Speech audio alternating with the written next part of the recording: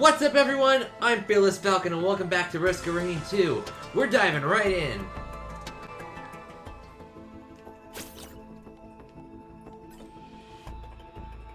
I don't want to hear anyone saying that I'm using the wrong Huntress skin, because I prefer the red one.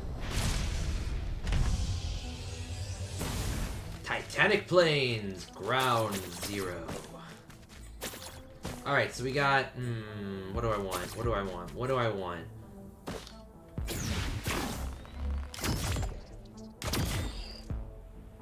Oh, I missed it. Frig. Oh well.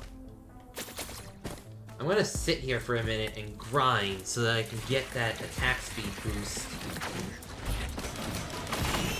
Get some money. What can I kill for cash?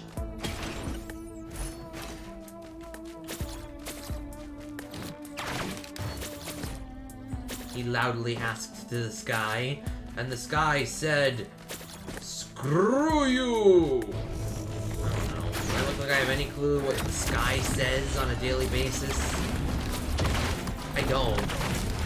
I wish I did. If I could talk to the sky, I would probably never shut up.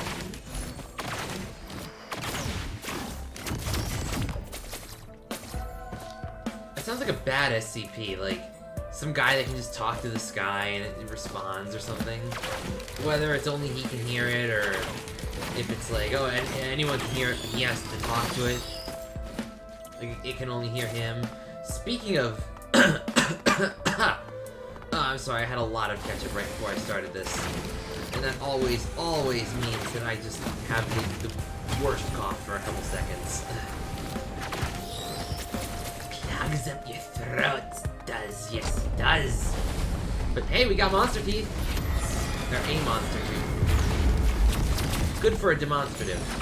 Oh, I'm doomed. There's nowhere to hide. Oh, there's a place to hide. I stand and throw arrows corrected. There is actually a reliable place to hide. My apologies. Forgive me, Stone Titan, for I was unaware that you are still just as big a jerk as usual. I mean, seriously. Cut me some slack. Please? Please, I'm asking politely.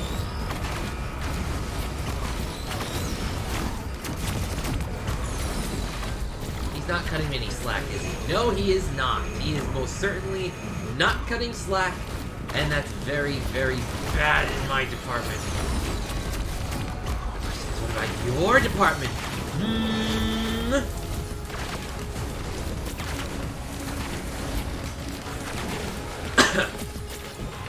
Goodness.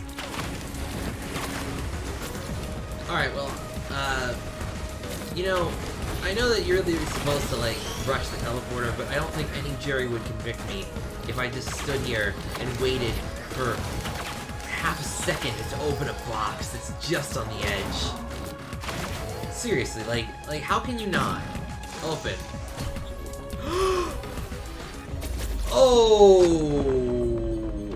Well, now no one would ever say no knowing that. Knowing that that's in there? Oh my god. Good start to the run.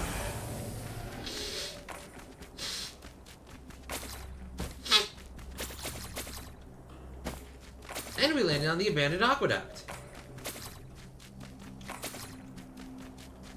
And I see that equipment barrel. And I see that big chest. Oh, this is just gonna be a good run. This is coming up roses, I can already tell.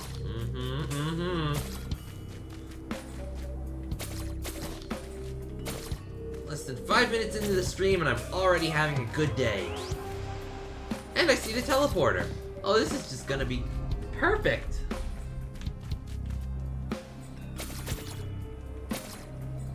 What's that printer for?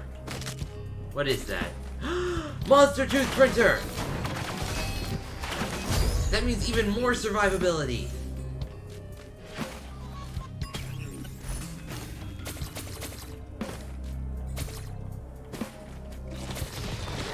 I mean, really, I should be stopping around like 10, 5 to 10 monster teeth is usually more than sufficient.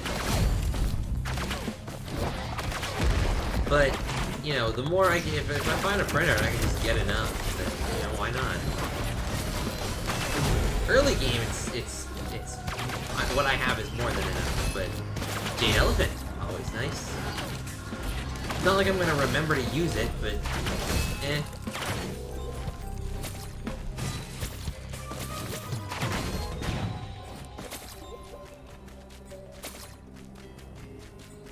Eh. What's in the box? Ice band? Okay.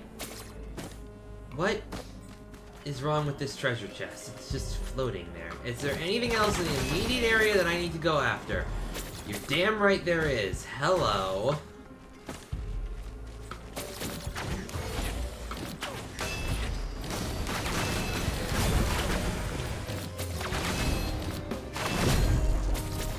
I need to find like a combat shrine or something. I don't care what or how or where or when. I just need money.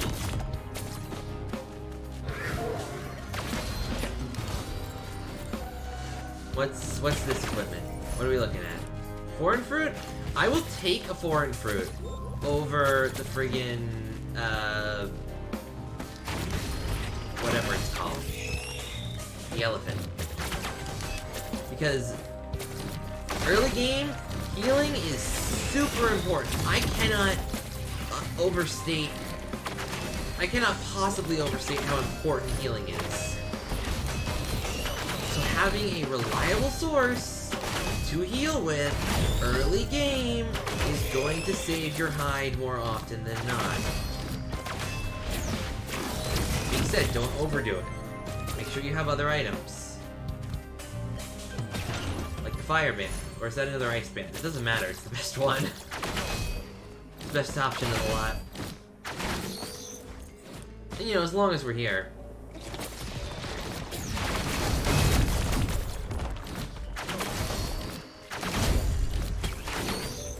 Might as well, right? You never know what you're gonna find.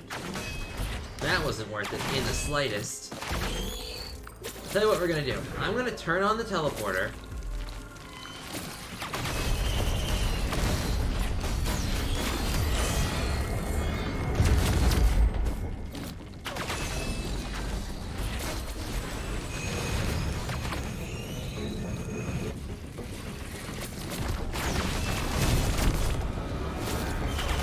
And we're just gonna run that, and then while it's running that,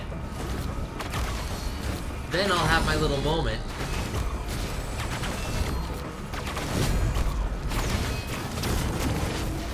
Because look at all the money I have now.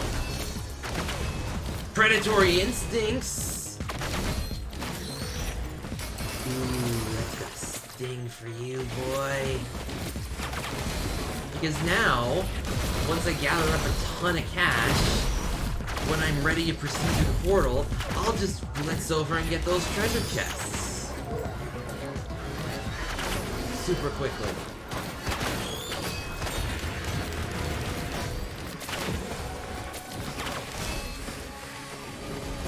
And still make it in time. God, could you imagine if the portal in this game was on a timer, like you had to activate it within like 5 seconds of it opening, or even worse, like it just shunted you through without letting you gather up anything? That'd suck. I'm glad that's not the way it works. Wait, 97, 98, 99! We're running. Open. Harvester's Scythe! Now that's nice. That's also nice. I need that. To the blue portal! To the blue portal! Blue portal!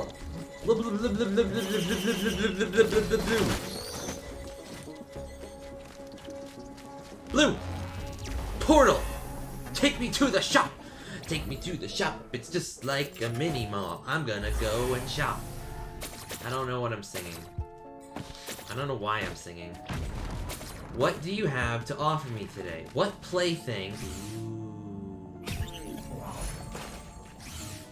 I'll take it. I'll take 2. I don't need a Happy Mask, but I definitely will take the Will-O-Wisps.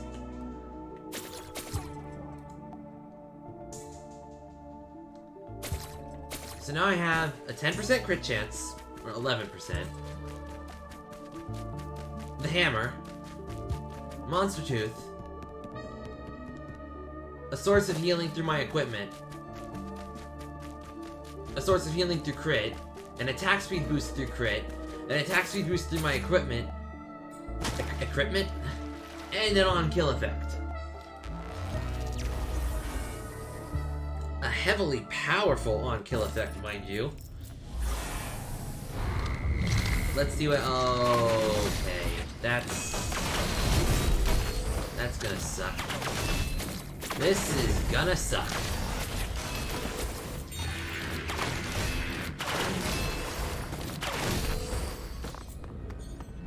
Jellyfishing. I didn't realize we were playing a SpongeBob game.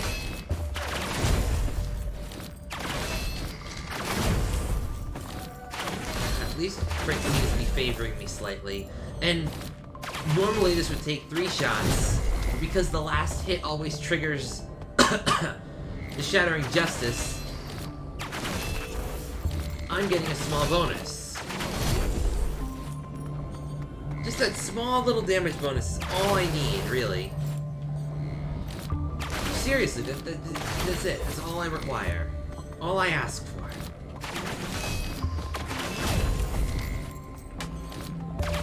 Just cut it at the last second, and what am I getting? Attractive Dagger. I approve wholeheartedly.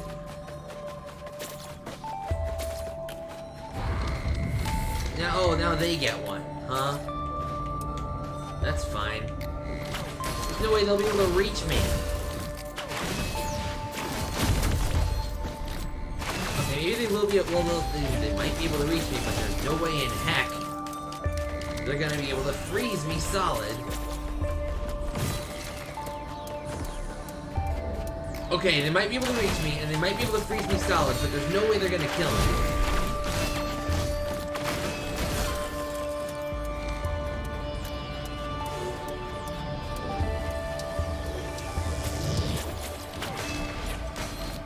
Watch me.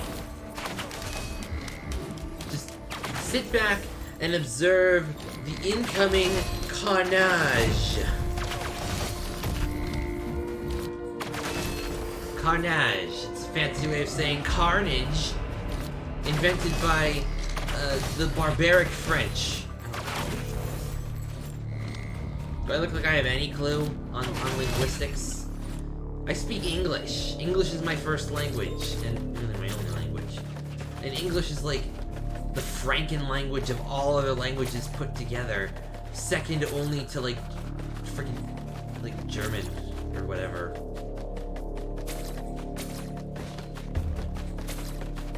I'm gonna need to heal. I'm gonna actually need to sacrifice my thing to heal. That's fine. Lesser wisps have been integrated into the cell. Or released from the cell, sorry. Sorry, I can't read today, apparently.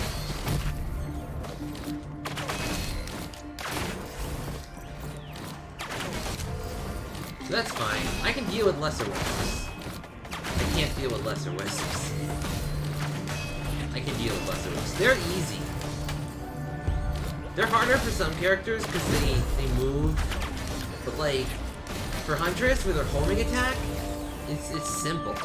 Couple that in with the fact that they're trying to zoom in on my location, the jellyfishes are trying to zone in on my location, and I just have everything exploding in the background, and we're golden.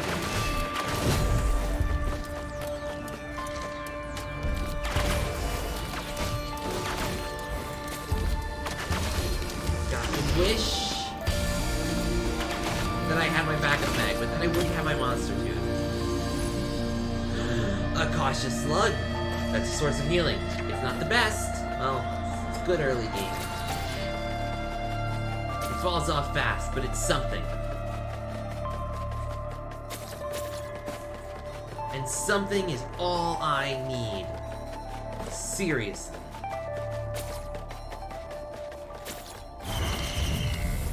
Why did I activate that? Why did I not heal myself? Now look at what you've done.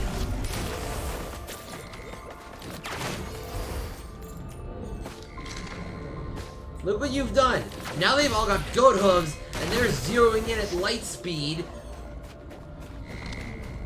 And you're at below half health. You're going to die if you're not careful. Thank goodness I'm careful and cautious and know what I'm doing. To a certain extent. I'm not flawless, but I'm certainly better than, oh, I don't know, an animal. I'm something, okay? I'm a load of something.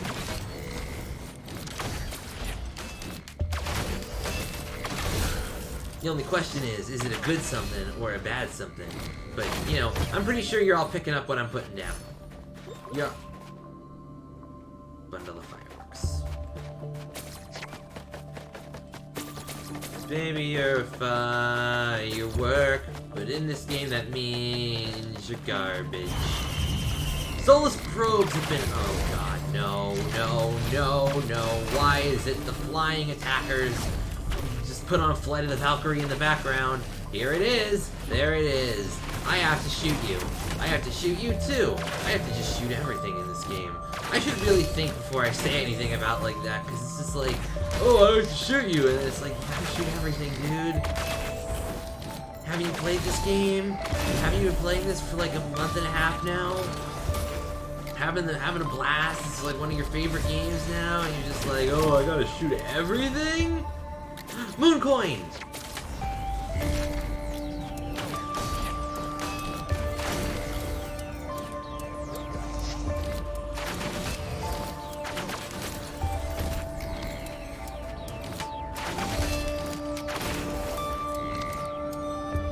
Come on.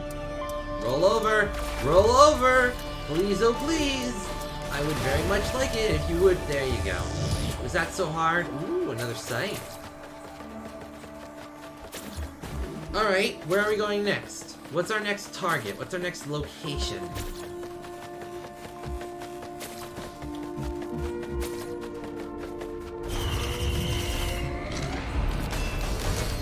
Death Mark has been integrated into the Void Cell. That's absolutely useless. Because there's not really any way that I can think of. Even if they deploy every elite monster they could, so the ice, the fire, and the electric. Well, if they did that and cast bleed, then the death mark would apply, but the odds of that happening are so low. There's no way. There's literally no way that would happen. So death mark is useless for them. Which is a benefit for me, because that means less work in the Void Cell. No one likes prison labor.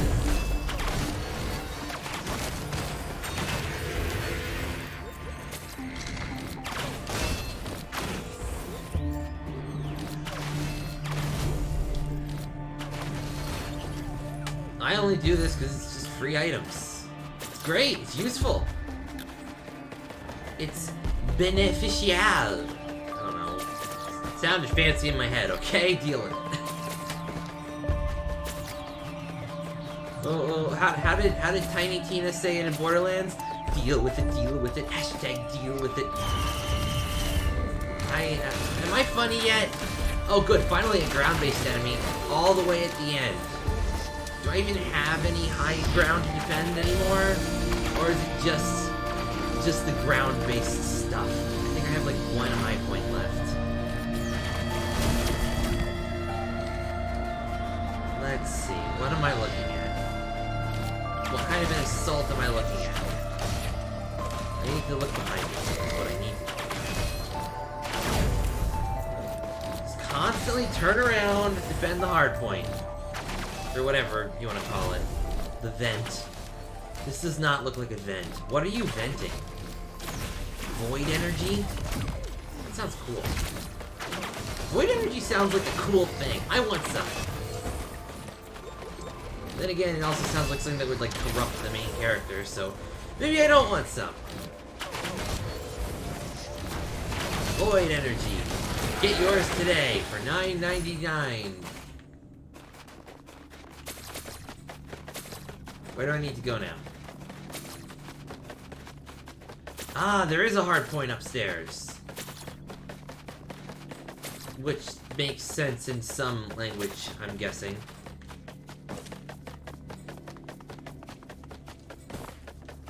I wanted to say, ah, there is a high ground to defend. Not like it'll matter. They all have goat hooves.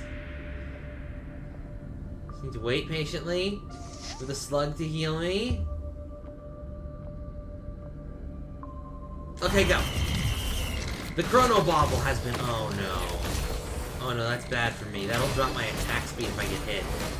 For 6 whole seconds.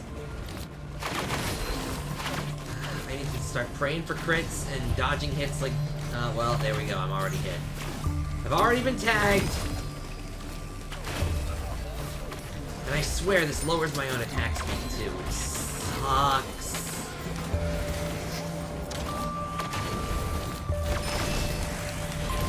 No, don't!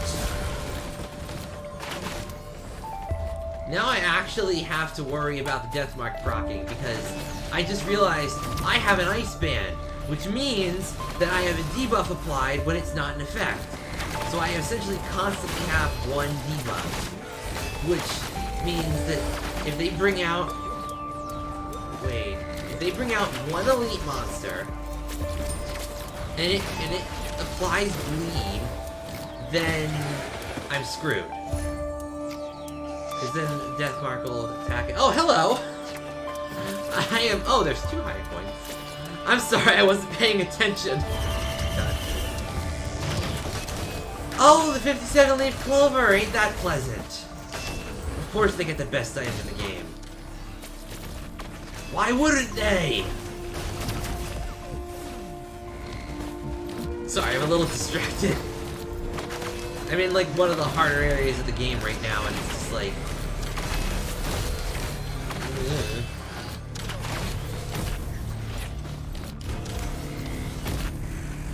How are you doing? I hope you're having a good Tuesday. Yes,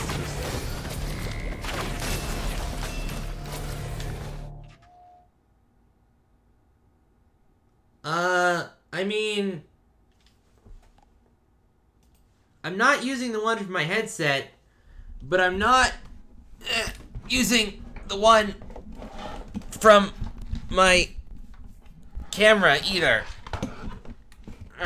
That was a very bad idea. Oh no, now I got the weird sound. It makes it sound like I'm like talking over a... My headphones came unplugged from it, and all of a sudden I sounded like... in my ears. I was like, oh, crap, I have to fix this. No, I am, you know, it's a good microphone. The mic on my headset sucks. But it's a good headset. So I'm just like, why am I gonna... Okay, well that's really useful.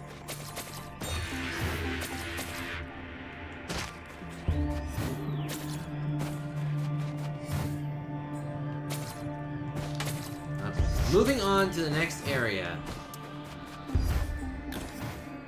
I know I'm having a good day.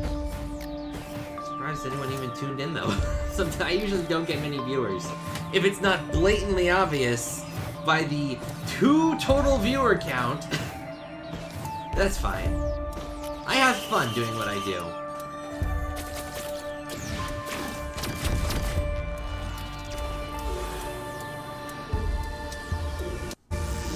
Man, moving the Yeti around bonked my Switch. I need to... Oh, we're on a hard limit. Hang on. 'Cause I know where the Prion accumulator is.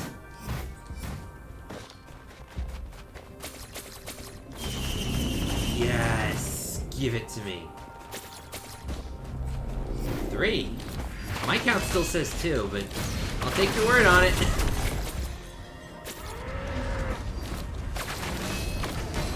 always nice to have people watching. Makes me feel special. Makes me feel like I'm actually being a funny person. Or at least entertaining somehow. Oh, now it says 3. That's strange. That's strange. Why are you people watching me? I'm not funny. Goat hoof. Oh, thank goodness. Finally, some movement speed. Now I just need to find the teleporter.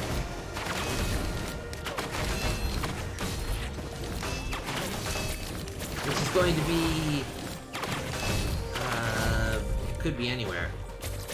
Well, it couldn't be anywhere, but there are, like, a limited number of places it could be. What's in here? Open the box. It's actually useful. What do you know? Usually I waste my money on those things and it drops out like a wax quail or something when I already have like 3.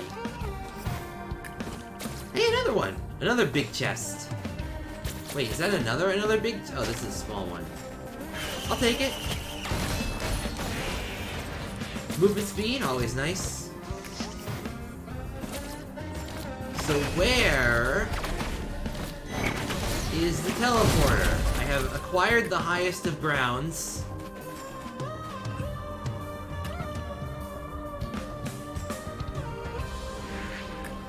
Ah, it was back there and I missed it completely. That's fine. I'll just grind for some money to get this. Oh, I'm $7 short.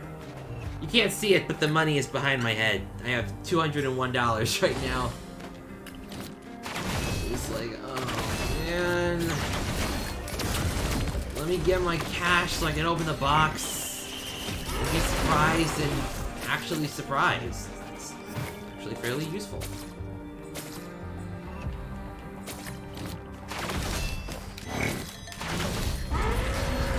Okay, anything in the immediate vicinity. That's gonna be a thing. I need that. That's an adaptive chest. I need to clear the immediate area and open this up.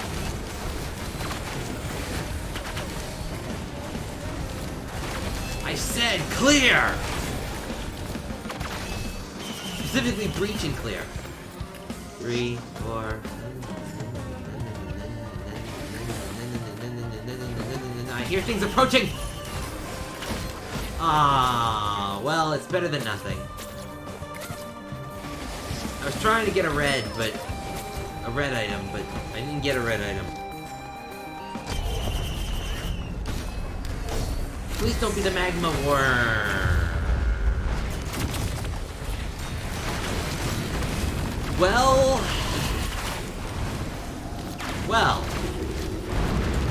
ask and ye shall not receive, apparently. I just don't like this guy. He's a big, fiery danger noodle. I've had enough of snakes and worms and anything long, slithery. Ugh! Centipedes, worms, snakes. They're all just terrible. And of course it gave me like the worst green item. It must have heard me. That's the only explanation I have for why I got that. It heard me and it's like, oh, you want to talk shit? You want to talk shit, bro?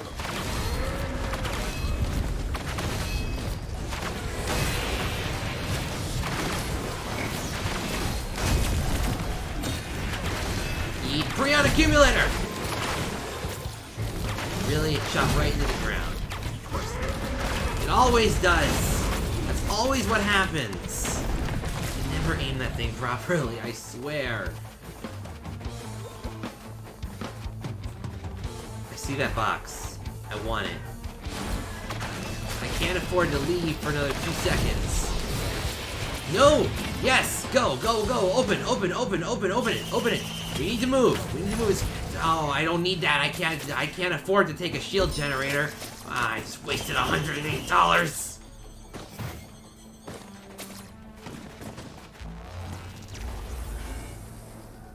I hate the shield generator. It sounds good in theory, but it's like not. Okay, the door is locked, which means less to worry about. Time to grind!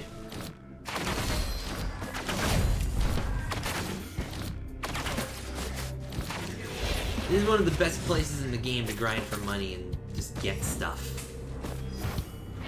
More importantly, I see a combat shrine, so let's screw myself over.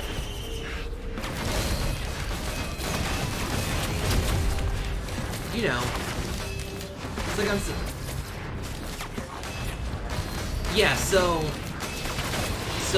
the way that the game works is, if you look down at my health bar, also hi Zargon, if you look down at my health bar, you can see that the far corner of it is like striped, is the only real description I can give for it. That's one-shot protection. So as long as I have above 90% total health of my health bar, no one shot can kill me.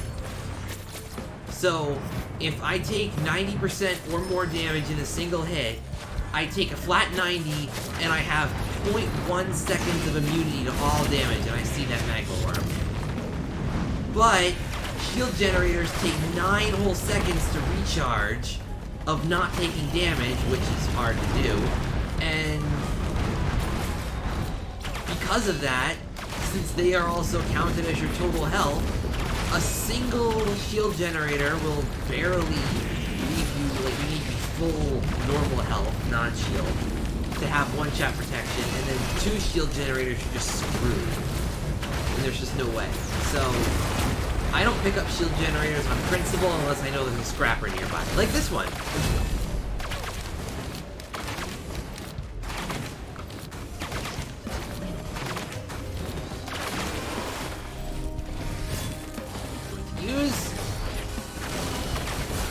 You never know when you're going to find a printer for something useful. As opposed to this junk. Especially the junk of the fireworks that I'm going to get rid of in 5, 4, 3, 2, 1.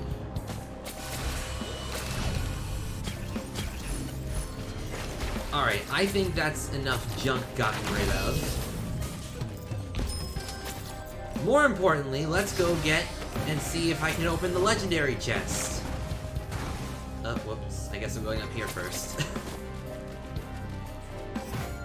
So, you guys might not know this, but there's... Yeah, so...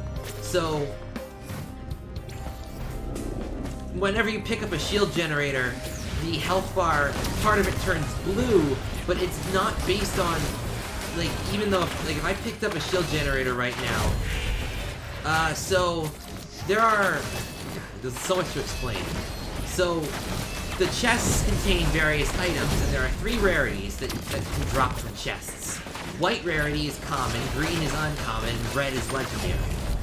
And what not many people know is that on this stage, there's actually a guaranteed legendary in a really expensive treasure chest that's kind of hidden out of the way. Specifically, it's hidden right here, behind these rocks. And it's a lot of money. And it's a frost relic. That's... not great, but good. I certainly like it.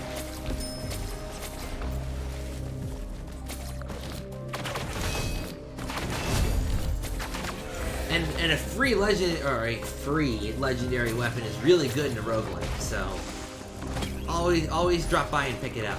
Kind of like the secret boss on the other stage 4. There's 2 variants of stage 4. One has the legendary chest, and the other has a secret boss that's really difficult, but worth it. And now I have a disposable missile. I have a disposable missile launcher. I can word. More importantly, I see that Shrine of the Mountain. Once again, time to show the world that I just have no self-control. Button. You have invited the challenge of the mountain. Says an ominous voice in the background. telling me that I've screwed myself over for realsies. And making me regret all my decisions. Oh, hi! A horde of many of men. Not what I expected. That's gonna be good.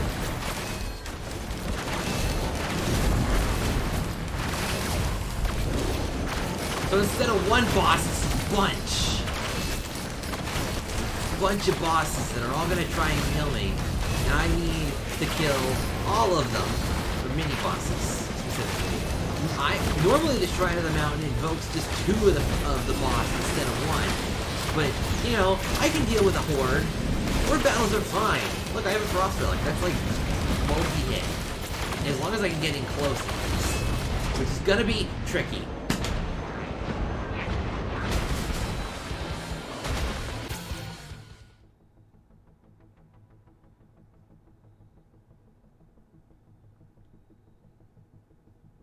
I'm fine. I can handle a Blazing Greater Wisp, Horde of Many. Dies.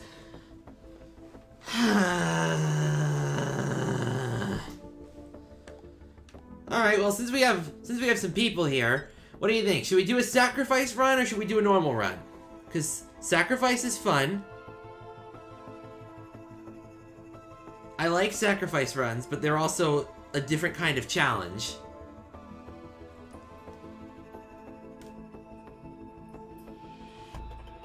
I kind of want to do a sacrifice run. Normal? Okay, normal.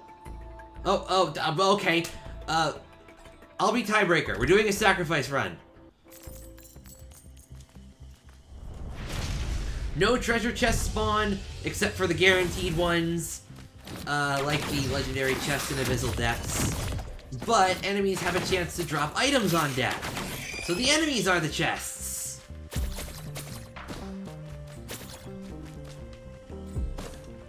It also makes rushing the teleporter really, really, really easy. Although, pro tip, always get a source of healing. So, like what I found is that on the first stage, if you're doing a sacrifice run, like try to find a healing drone or something that you can use to just survive, because fighting a boss without any items, it's not suicide, but it's close.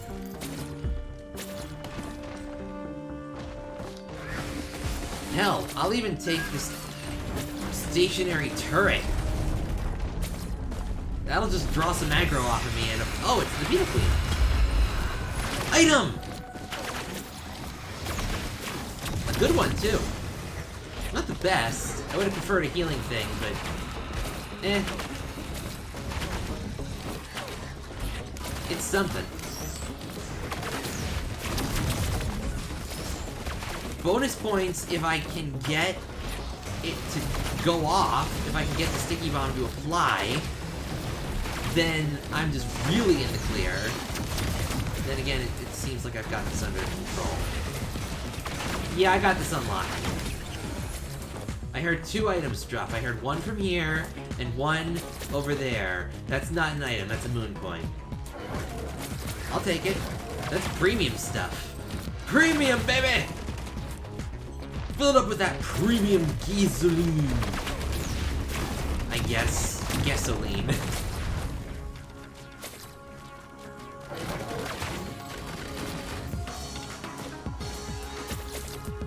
Alright. Let's just wait for the teleporter to charge and we're on the... Oh! Oh! Oh! Legendary item! Just right off the bat! You know how rare that is? It's like a 1% chance to drop if an item does drop, and items drop at a 5% chance, roughly, depending on the enemy. So that's like really low. I don't have time to math right now. It's gonna not be useful until I get healing, but Nuka-Hana's opinion is a super good one. Oh, it's the wetland aspect. Okay, fine. I'll just do... Fine, I'll just... Normally you get it through the secret that's down there, but, you know, I already got it, so I can just have it whenever now. Once you unlock an item, you have it forever. So try not to unlock the squid polyp, because otherwise you will suffer for the rest of your existence with the worst item. I have not unlocked it yet, and I do not plan to. Newt altar!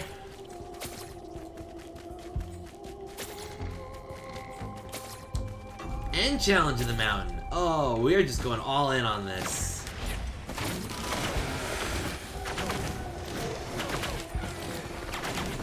That sounds about right. You know, you guys probably have calculators lying around. I have one on my phone, obviously, but at the same time, I do not have the time to, you know, well, I mean, if I was doing this alone, I could pause and load up my calculator and figure out what I need to do the math and sit down, but I would need to pause, and that would be lame. And none of you want that. None of you want to see me doing math in the meantime. Ooh, I got the topaz. I got a topaz brooch, and I got another. Oh no, my brooch. Oh well, it's healing.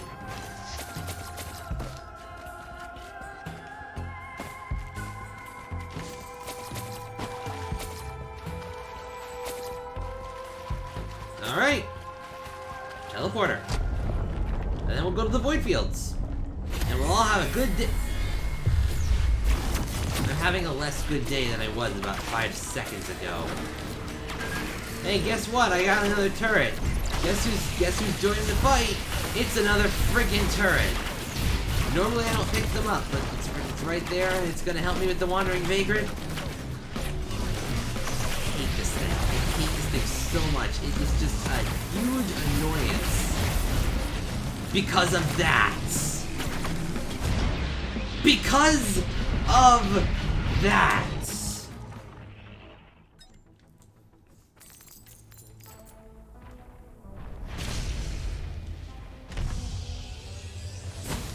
Whatever, we got a net gain of 1 moon coin. Freaking Vagrant with your stupid explosion.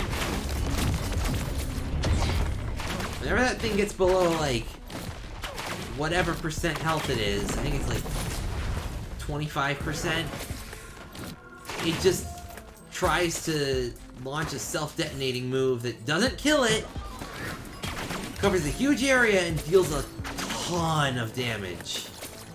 And like the only way that you can survive it is if you have one-shot protection active, which I didn't. And the only other reliable way to deal with it is get behind cover, which I tried to, and look how that turned out for me. It went great. It was great. We're having a good day. Oh, back for more, huh?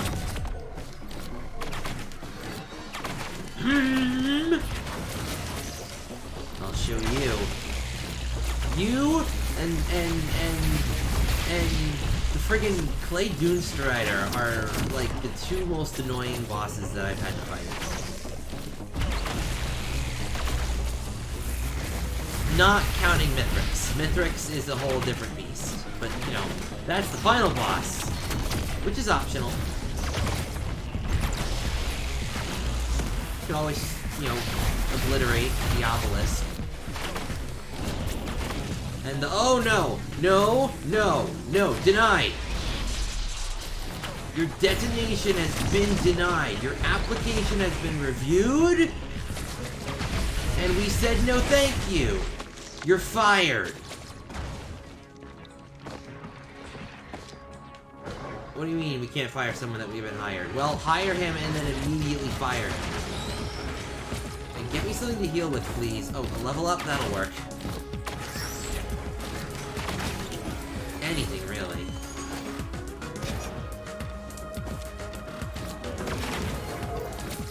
But yeah, it's like, I can either go until I inevitably die, I could go and fight the main final boss, or I could fight the secret boss.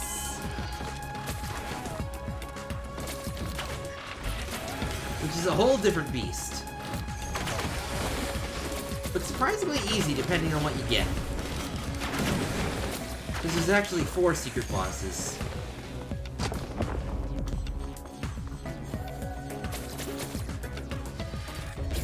Anyway, warp me off this rock and to the next zone.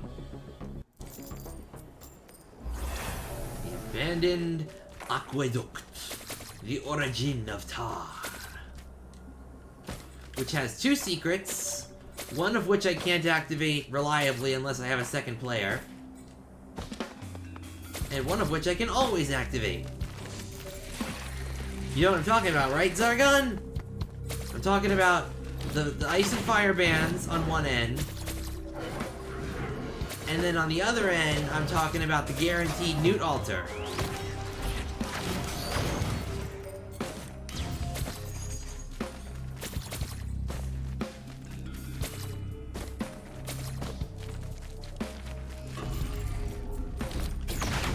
Yeah, they are annoying to get in solo, but a pot can activate them sometimes. I've gotten it to happen a couple times. The Newt Altar is pretty easy if you're Huntress, which I main. I main Huntress. Huntress is my main. I've been using her for a while. Guaranteed Newt Altar means guaranteed Void Fields, means guaranteed items. Bong. A blue orb appears.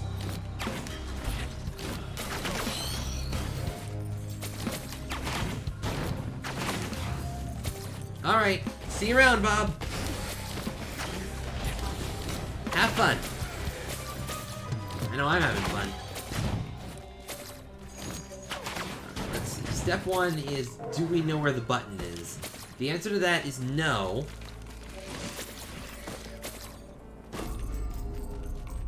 I don't know why I'm compulsively picking up gold.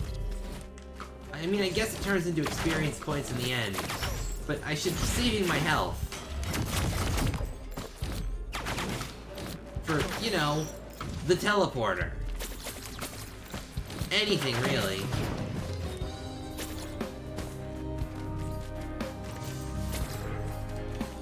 Okay, I'm gonna call it, calling it here, Claydune Strider, because the game hates me.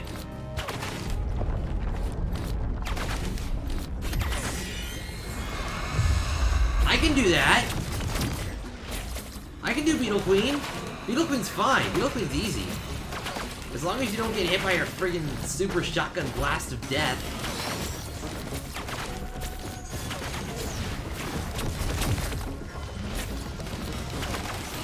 Which, you know, it's kind of hard to get hit by that when you're Huntress. What with the whole zipping around the battlefield at light speed half the time.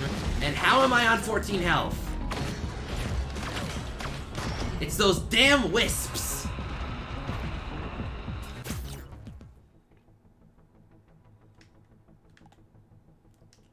For the record, oh no, I didn't mean to press that. For the record, like, let the record show, I do actually have the alternate skin. I just don't care for it.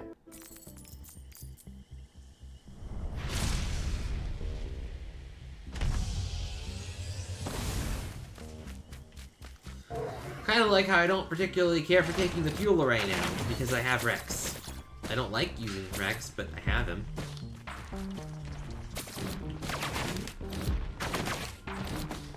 Oh good, a Shrine to the Mountain. That'll be great for killing myself immediately. Why not?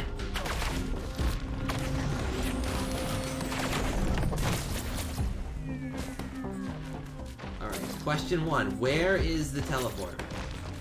Answer 1. Probably down here. If I had to guess, knowing the way that the levels generate, it's usually down here if the door is open. Usually, not always. There's a clear distinction. Alright, time to hate myself. Bring it on, whoever it is. Oh, well... Beetle Queen might actually be useful. Oh good, Bustling Fungus. That's a source of healing. Beetle Queen actually might be... Really, the Newt Altar was right here, and I could have grabbed it? Oh, I should have checked. But Beetle Queen summons beetles, and those beetles might die, well, they're going to die, and therefore might drop items, you know, which I might need to get not die like that. Okay, let's do a normal run.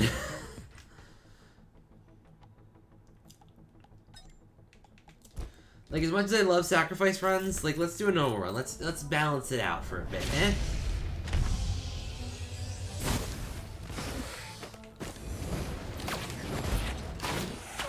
See how we doing.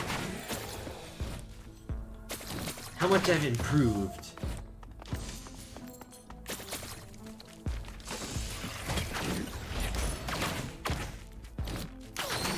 Lead, always nice.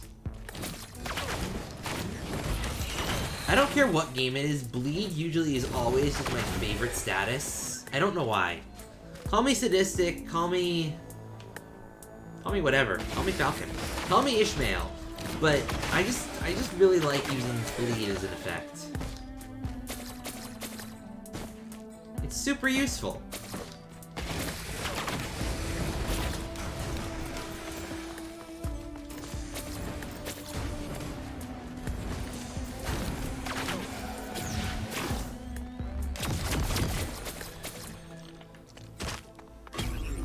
What am I getting?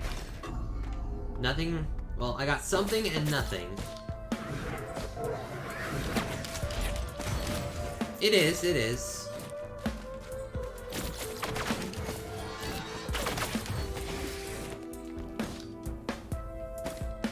Yeah, whatever. I can just get another chest later.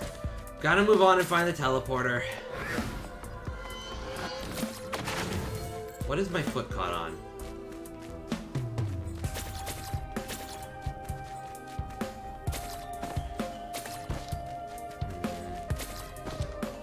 Well, I see an orange chest, so that's something.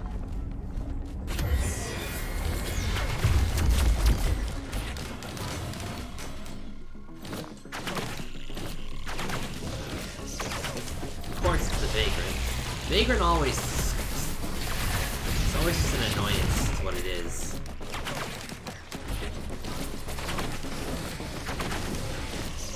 I don't particularly care for you or your other jellyfish friends. I'm not SpongeBob. I don't go jellyfishing on the weekends. Having played this for quite a while, having achieved mastery of Huntress, I can personally say that Vagrants are generally quite annoying.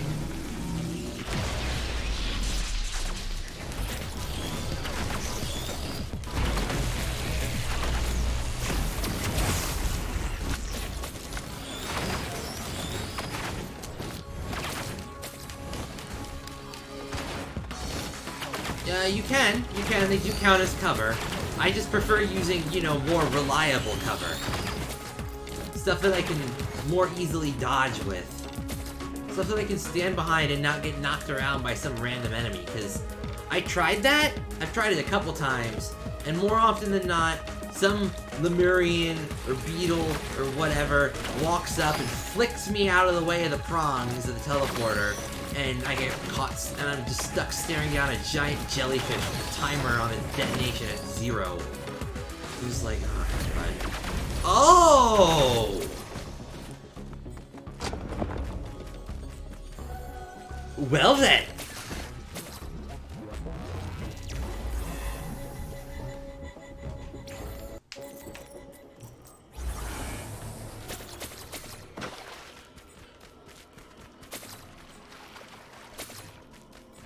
I believe that is the third red, second if we don't count the one we got in the Void Fields last time.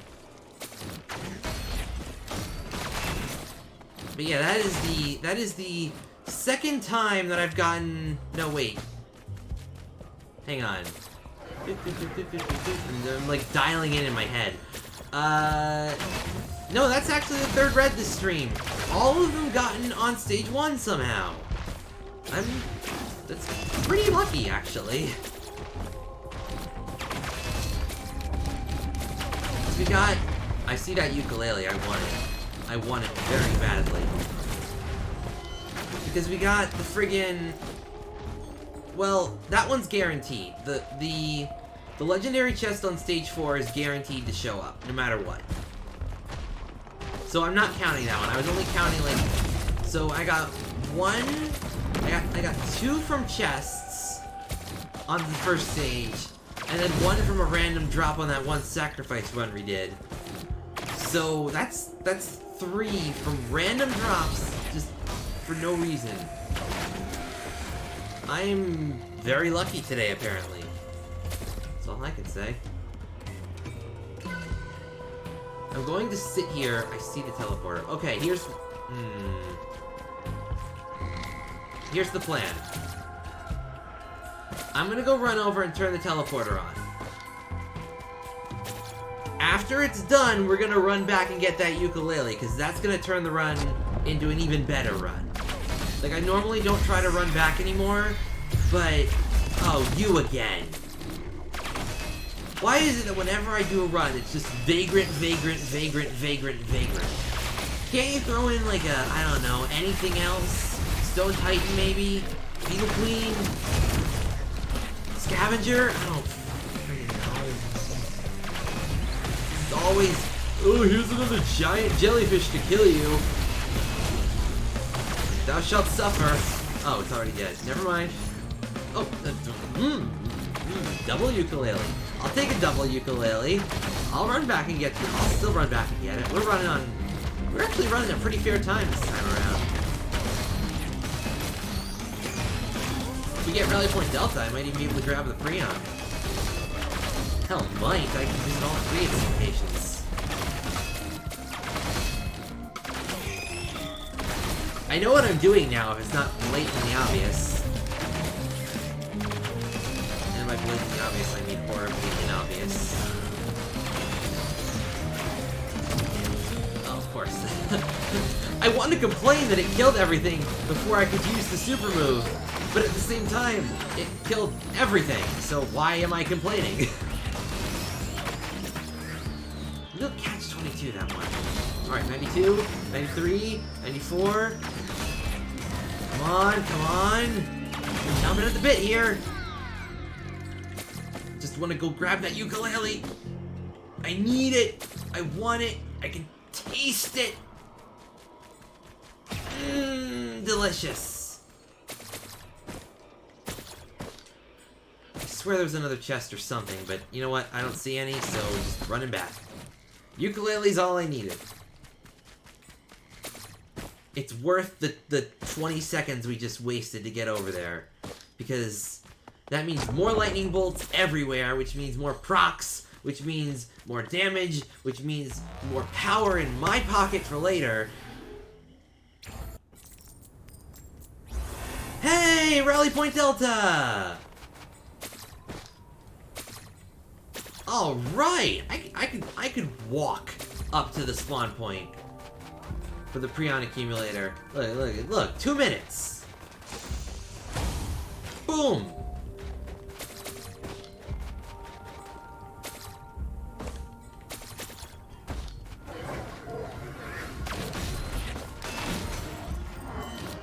I wonder if I can actually see the new altar from here.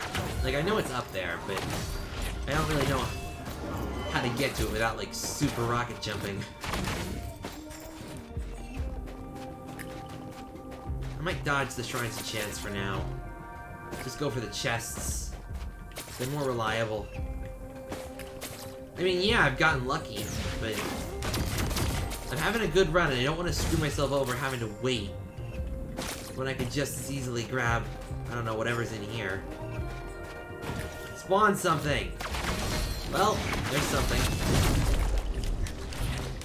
There's your something, said the game. I'll take it. Be good, please. Something good. Well, that's very useful. I can always use more money. And once enemies start spawning up the wazoo, definitely.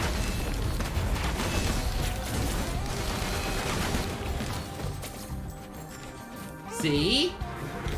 Money! Now I can actually go get that stuff. Like that box over there, and then you hit one of the chant shrines, and then... Oh, I see the teleporter. It's way over there. How did I miss that?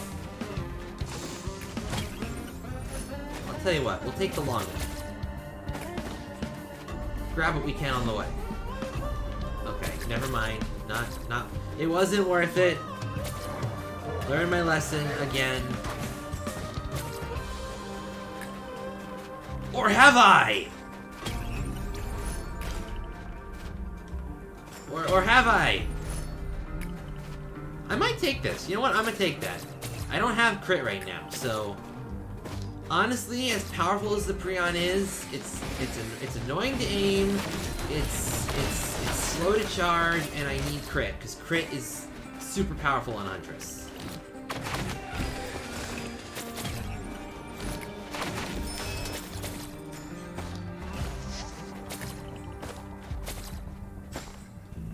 Especially with Flurry active, which it is. Chrono Bobble, always nice. I need to actually sit down. I keep saying this, but I need to sit down and see in like a test phase if the Chrono Bobble actually slows down the enemy's attack speed or if it just slows them down. And I'm going to grab the Strike-It Dagger. You're going to give me the Strike-It Dagger. That will help immensely for the coming storm.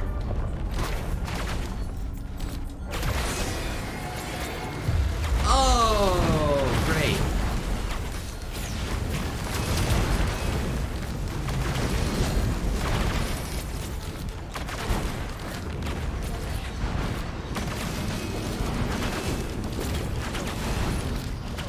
I need something strong, and I need it now.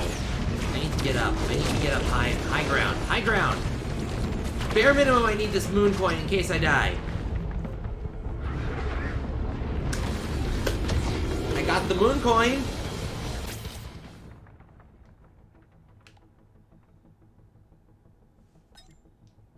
Alright, fine. How about this? How about I try that? How about I do that? How about I put on the Arctic skin?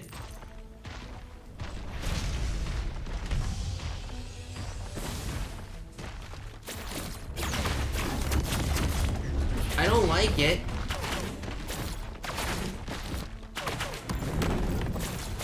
I don't frankly like it, but I'll take it. I'll do it. If it helps.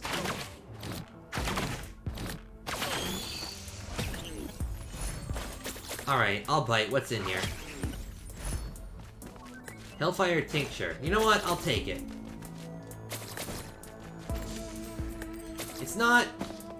It's not the best. It's nowhere near the best.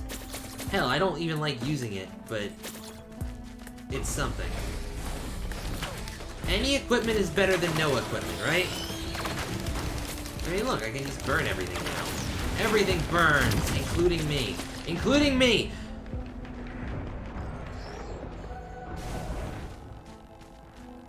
Maybe I should wait until I had a reliable source of healing to activate that.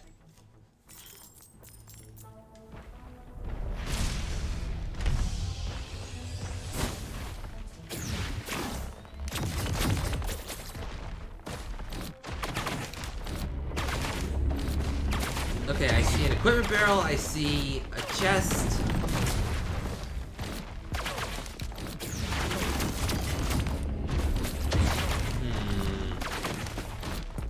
And I see a chance shrine.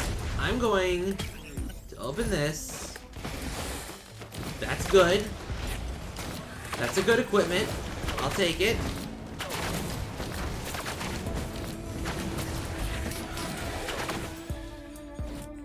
Then I'll open the chest, and then we'll hit the chance shrine once, and then we'll move on towards the teleport.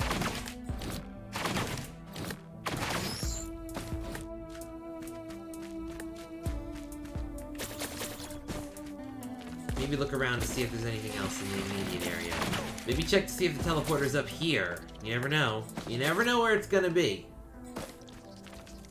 It's not up here.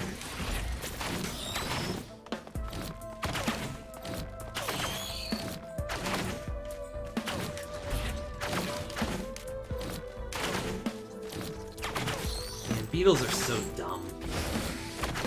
I can just walk away from them. They don't even do anything. They're not even dangerous. And I still managed to get killed by them once.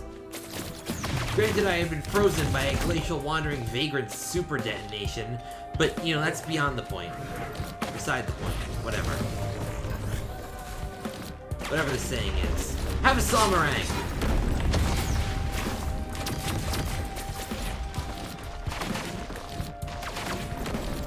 Alright.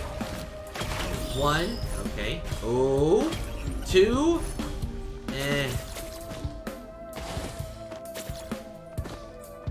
I mean, I got lucky, I guess. I got the crit goggles, which is a super bonus. Anything from here? I got the Berserker's Pauldron. That's even better. Well, crit goggles are better. Crit goggles are the best item for Huntress's Flurry. So the... Why are you here? Why do you exist? Is it only to make me suffer? Is that your sole purpose in this world, Vagrant? Must you? Have a Salmarang, why don't you? Oh. I don't know how I dodged that, but I dodged it anyways.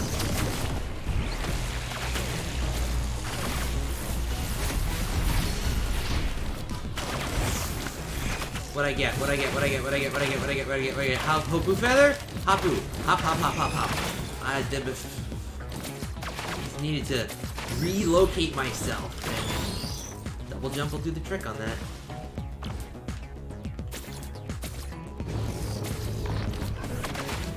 Oh, hello.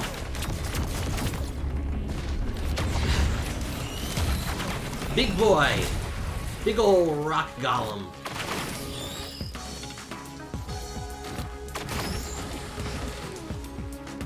See that chest up there? I'm actually gonna see if I can just get real close.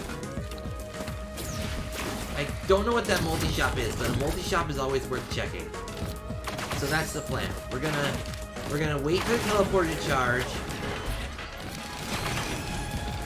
in a couple seconds, and then we're gonna go multi-shop, chest, moon coin, teleporter. What's over here? Is it useful?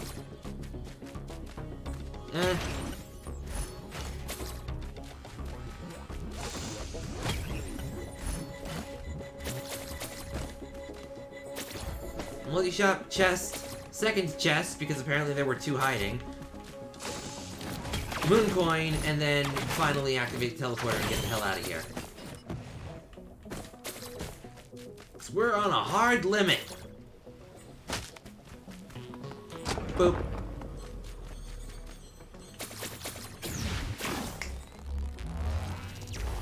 Let's see where we go. Where am I going? Oh. Well, you know, I was in a good mood.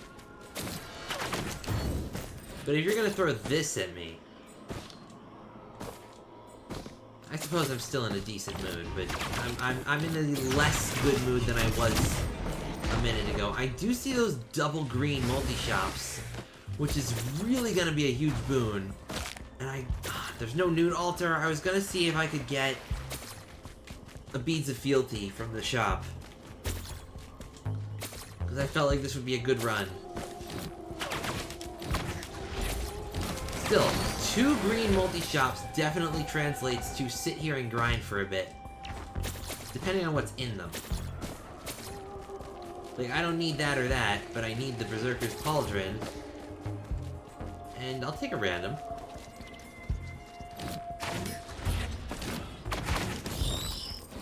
Oh, I see the nude altar. And the teleporter. How convenient! For me!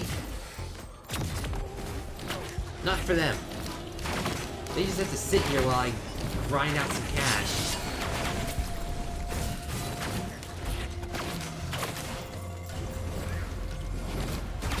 Like a Berserker's Pauldron for a longer time. Longer uptime on the Pauldron. And then, whatever that is.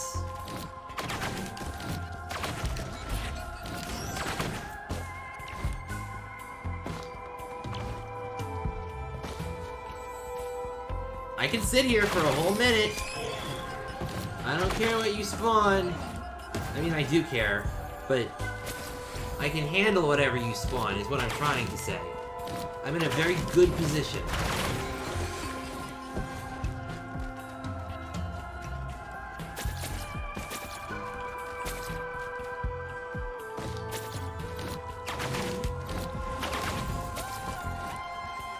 I want whatever this is. I feel like it's gonna be good. I have a good feeling. I trust my gut.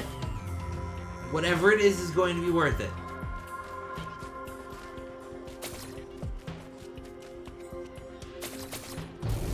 Maybe this will be enough to bring me up to the... Well, if this doesn't bring me up, nothing will.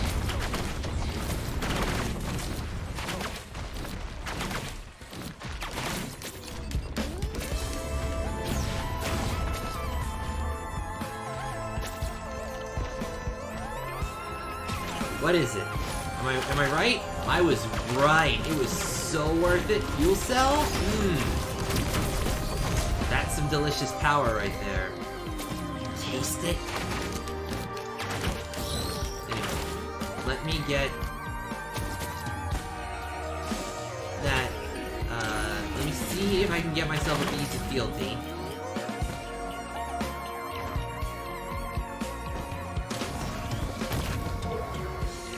That would be super useful for finishing off, you know, just looking cool, I guess. More importantly, teleporter. Oh, Challenge of the Mountain. I forgot about that. Oh, it's just the Beetle Queen? Cool.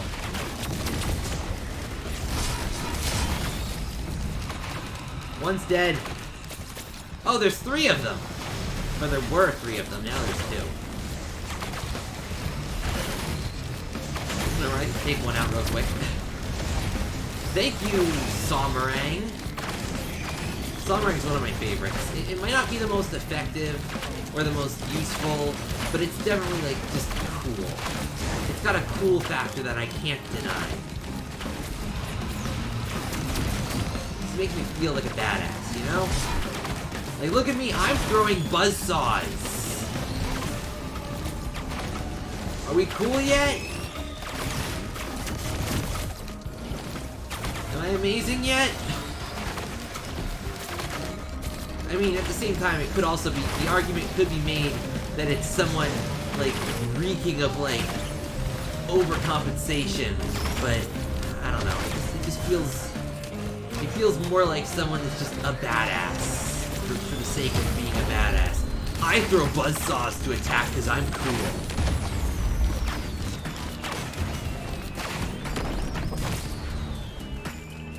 Anyway, where's the blue portal gonna show up? I need it.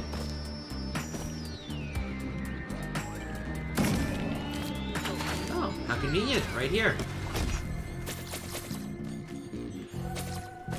Alright. Regardless of whether or not there are Beads of Fealty, chat, do we take on the Void Fields? Because it is free items, but it's also, I've heard some people call it cheating. There's 2 Beads of Fealty. You know what? I'm gonna take both. I have more than enough lunar coins, and on the off chance that we come across a cleansing pool, stacking them does nothing. I have 6 greens. Do I want an alien head? I don't think I want one of those. Nah, it's not worth the risk. I've run into a couple. The issue is that whenever I do run into them, I don't have any lunar items, and when I don't run into them, I'm packing at least one. I know, but at the same time, I'd be ditching 5 greens, and I only have 6 right now.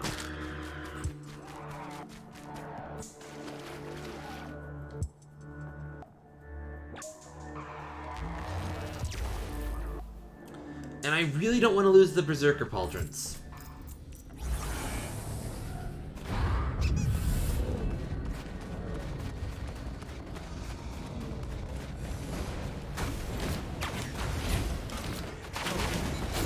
Like, if I had nothing but, like, squid polyps and razor wire, sure.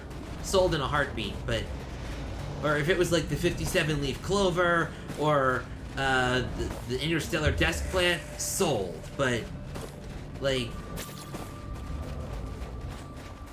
I can usually... By the time I get to, like, the later levels, I usually don't have time to focus on using Ballista at all. Because by the time I get to, like, stage 7, sitting here and just hanging in the air to aim usually puts me at a bigger risk than just, you know, throwing my laser blade. So, no point lowering its cooldown when it's not really gonna get used and the others have... The boss is an exception, but it depends. It depends on the boss, it depends on where you're going, like are you fighting Mithrix or are you fighting someone else?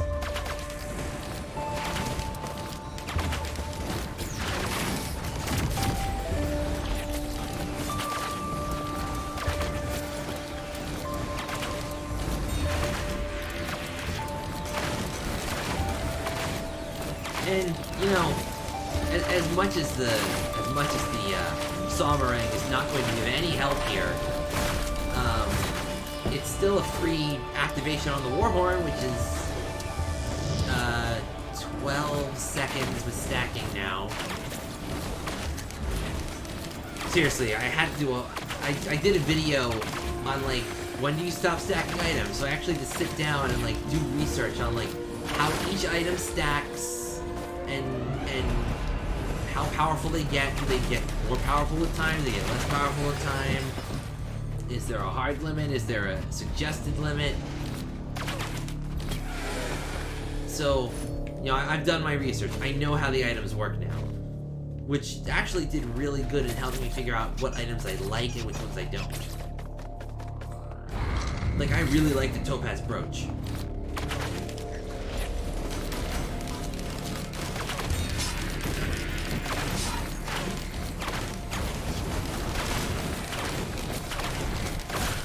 I love stacking them, unless I get Nagus, in which case healing items are the way to go. But you probably don't want to hear me rambling about the intricacies of builds that probably aren't going to happen on the show, right? You're just here to watch me fail.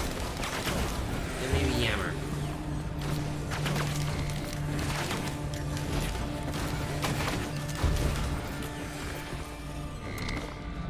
Oh wait, they have Focus Crystal now. I wasn't even paying attention to what item they got. Jellyfish with Focus Crystal are significantly more deadly. Even worse if they manage to get their hands on a crowbar.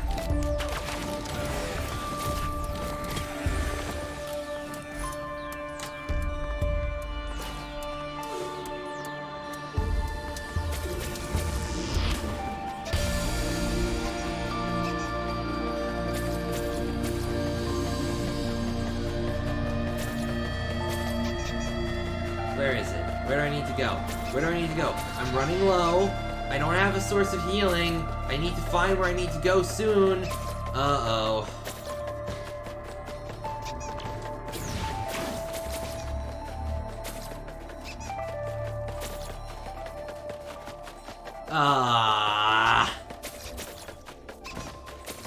Okay, I'll in favor of sitting here for 2 seconds. Just give me a few. let it recover for a minute. as I respond to this text that my phone went off on conveniently.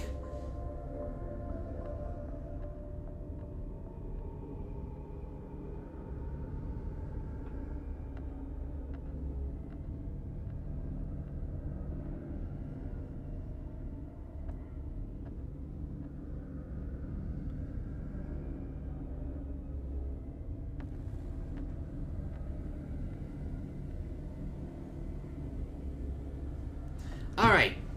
I say, open them up. Open the gate.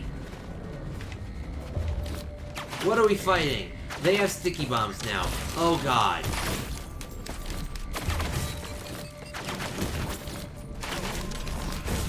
That makes it significantly worse.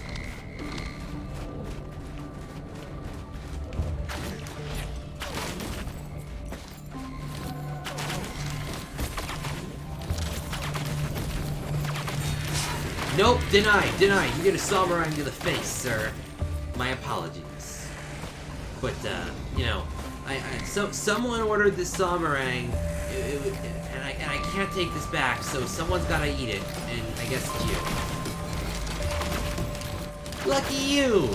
You get a free disc to the face. Eat it. Consume. Bon appetit till there's nothing but bone left. I don't know. I'll think of more clever puns later. No time for that now. We got another segment to do. Open her up! Solus probes sent them. Why? Why must it be the Solus probes?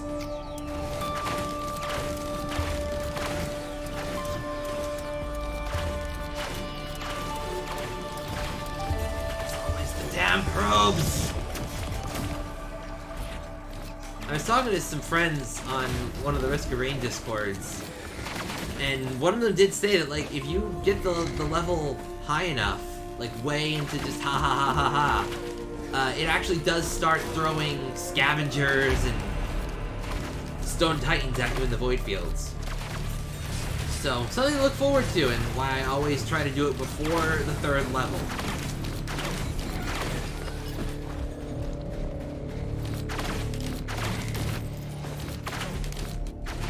After that, it just becomes impossible. Well, not impossible, but improbable. Big difference.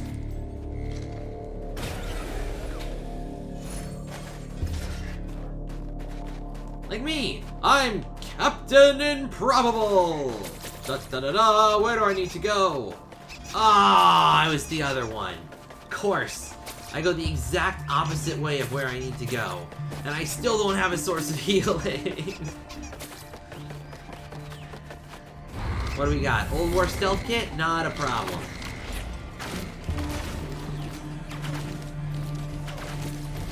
Because not many people know this, but not even the Old War Stealth Kit can prevent Huntress's homing attacks.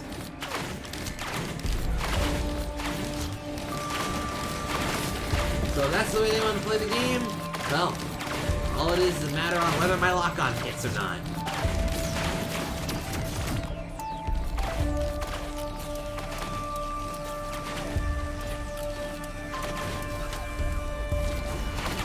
Plus, the Solus probes totally choreograph their attacks.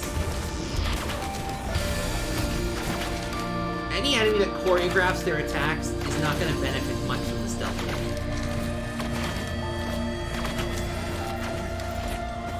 And again, even less because I can just lock on to invisible things.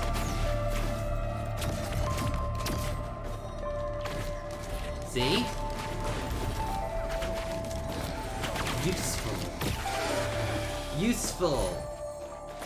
Useful. Alright, where do I need to go is the next question.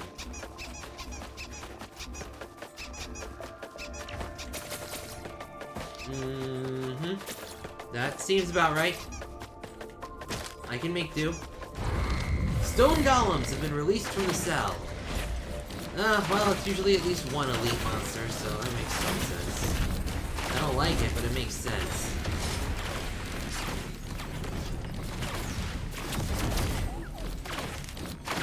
I would have preferred, like, I don't know, beetles. Uh-oh. You do not get to detonate on me today, sir.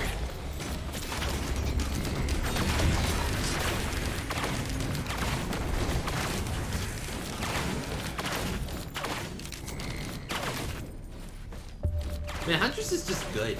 I like playing as Huntress. It's like the only one I'm good at, too. Lucky me, I picked a favorite character that's actually one of the most reliable ones to survive as. I was looking at the camera. What happened?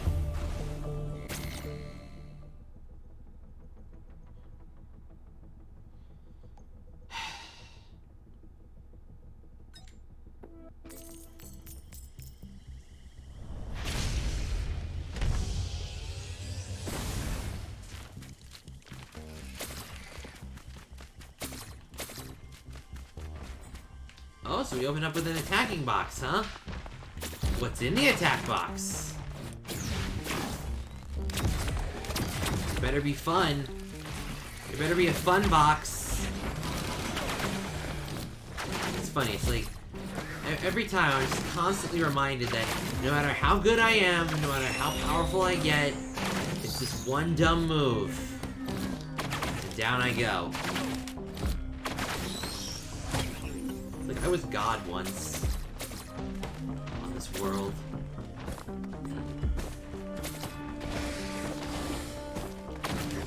Now look at me. Reduced to nothing. A shell of a man.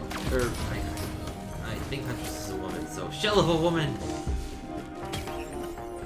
That I...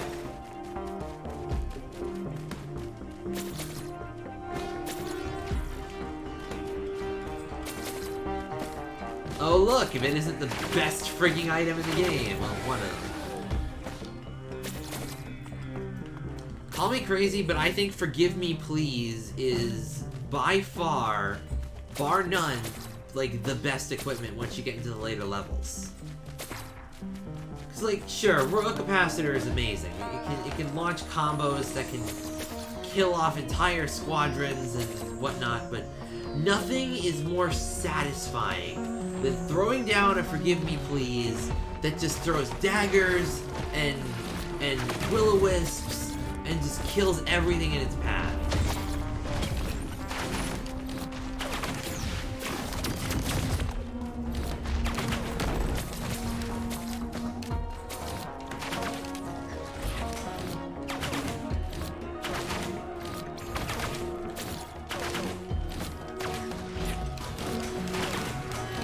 Or like the recycler are like the best items I can think of. Equipment wise.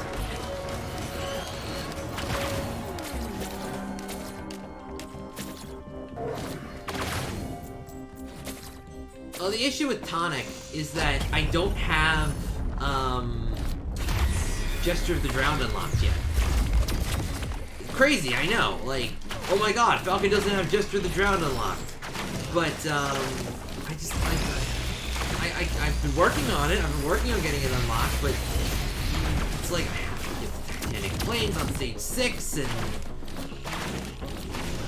I need to find a way to push. You know, I need to find a Hermit Crab and pray that I don't have enough attack power that I'm just killing it in one hit. And it's like by then it's hyper unlikely.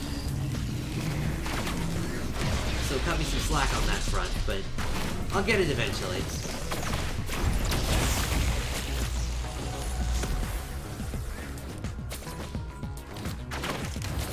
Yes, Dunked, aka, yeet a Clay Dunestrider down a hole, which requires Rex, a Clay Dunestrider boss to spawn. Oh, well, first that requires Rex, second off it requires, which is annoying enough in and of itself, because it's Rex. And, you know, we all know how hard that thing was to carry all the way to stage 4. Second off, you need to get the Abandoned Aqueduct.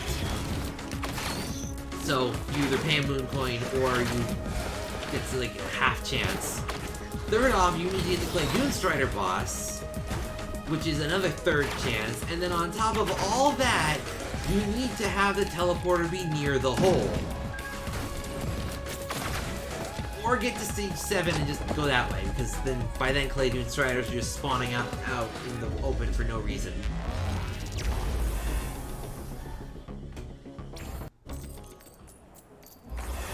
Speaking of the Abandoned Aqueduct, Origin of Tar, hello! Welcome to, like, my favorite frigging stage. Button. No button. Well, boys, I guess we aren't getting the bands today. Shame. What we are getting, though...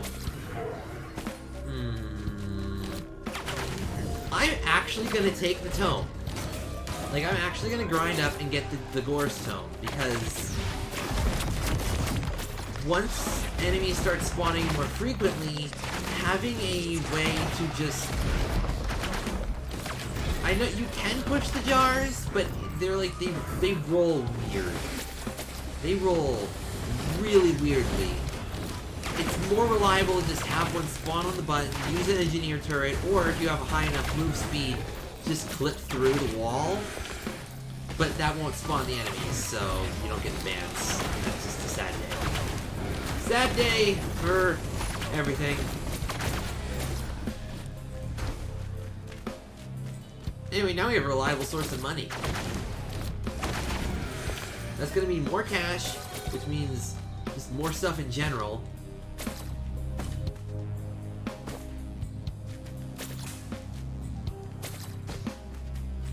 Can I, like, get any enemy? One enemy. I need one. I'll take it. Why don't you burn up while you're at it? Take this forgive me please and... Did the forgive me please just drop a moon coin? That's possible? Well, time to yeet these things everywhere then. Who knew getting the game's secret currency was just as easy as throwing a voodoo doll around?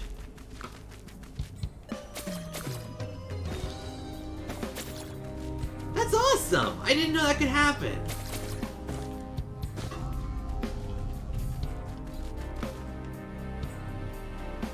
That's not cheating. That's just a good glitch, probably. I mean, it does. It's definitely because it like counts it as a death, so it's just like, oh, give him a moon coin because he killed something. Do it again. No. Okay, fine.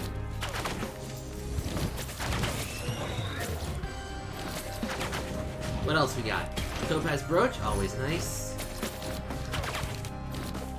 And here's where I just throw everything into the... Wait, are you gonna yeet that over the edge? No, you're not. Here's that moment where I just throw everything into the printer. Because nothing is more powerful than the crit glasses on Huntress.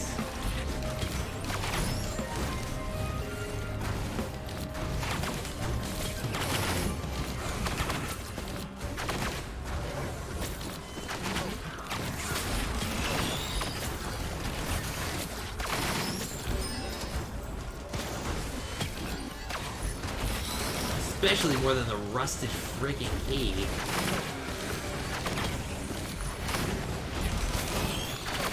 I mean, look, I have a 70% chance to do quadruple damage now. You know how useful that is? You know how useful it is to just have your damage times 4? On top of the fact that it can proc extra on hits. I might actually go back and... No, I don't. I want to at least have one level of barrier. 70% crit chance is more than enough.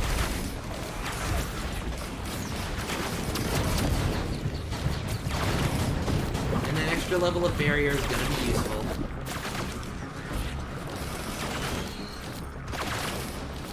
Also, hey, Claydoon Strider, how have you been?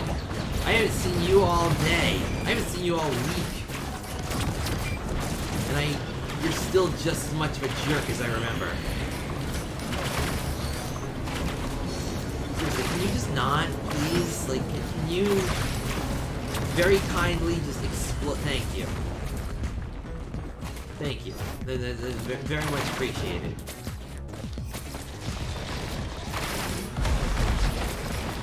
That's true. I tend to go by just the percentages, the flat percentage, but you are correct. Everyone does have an innate 10% crit. Or 1% crit. Blah, blah, blah, blah, blah, blah, blah. But, you know, the odds of pulling off a 1% crit are fairly low. About 1%. I wonder why.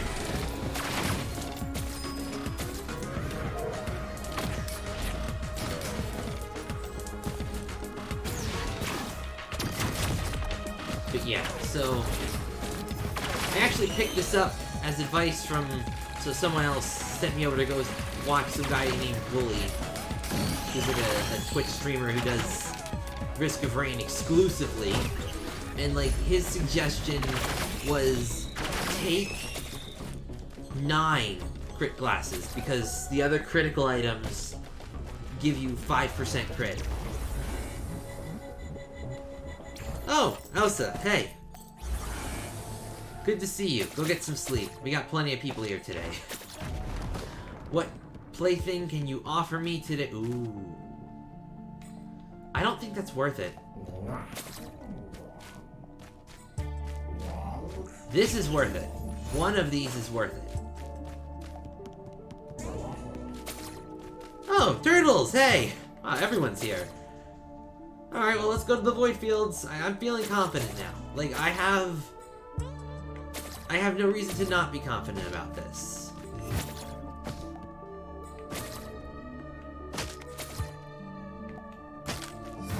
And I'm going to die anyway, because that's just the way that this works. Like, no matter what I do, no matter how confident I am, I just screw myself over. Alloy Vultures has been released from the goddamn. Quickly, we must deploy everything.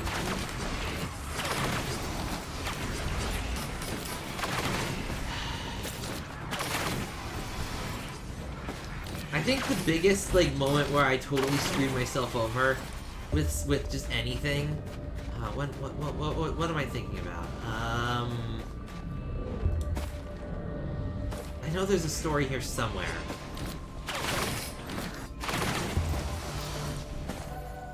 Have I ever told you guys the story of the time I fixed the shower? At college?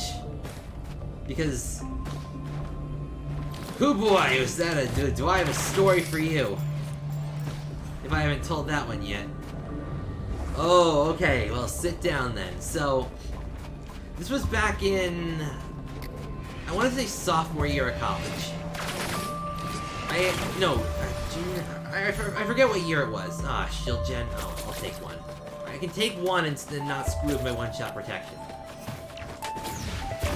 So, I was taking an environmental psychology class at the time, and the professor was kind of drilling it into our heads. Save water, protect the planet, recycle. That kind of stuff. Just good stuff like that. You know, stuff that we should be doing anyway. And, so, it was very late one night. I forget what time of year it was, but I was up late playing video games or homework or something. It was 1 in the morning, and I decided, you know, it's getting late, I need to go take a shower and go to bed. So I went over and I got in the shower, I took my shower, got all clean, and I turned off the faucet.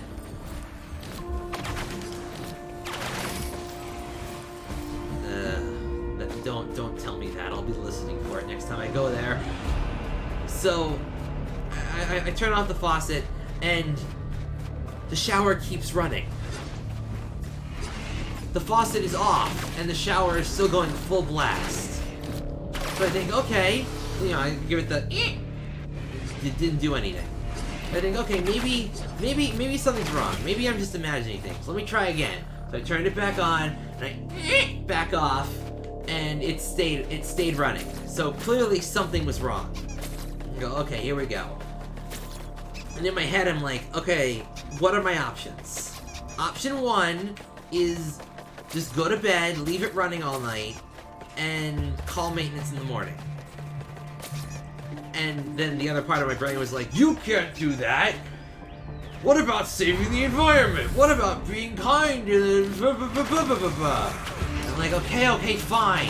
Shush. We'll try and fix the shower. I can't call maintenance in the middle of the night because it's, you know, 1 in the freaking morning. So clearly I need to do something else. So I think to myself, what can I do? Clearly fussing with the faucet handle isn't working.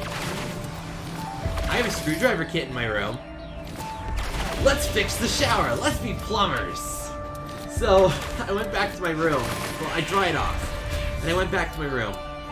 And the first thought that crossed my mind was that I really didn't want to be... It would.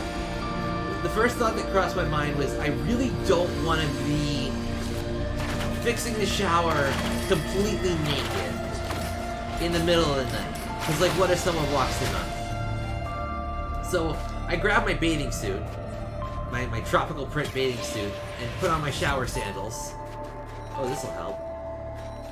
And head off into the breach with my screwdriver kit. And my screwdriver kit is one screwdriver with interchangeable screwdriver tips. So I go back, and I'm looking at the faucet, and it's got like a screw on the bottom, and it looks like it's rusted in, like it hasn't been touched for years.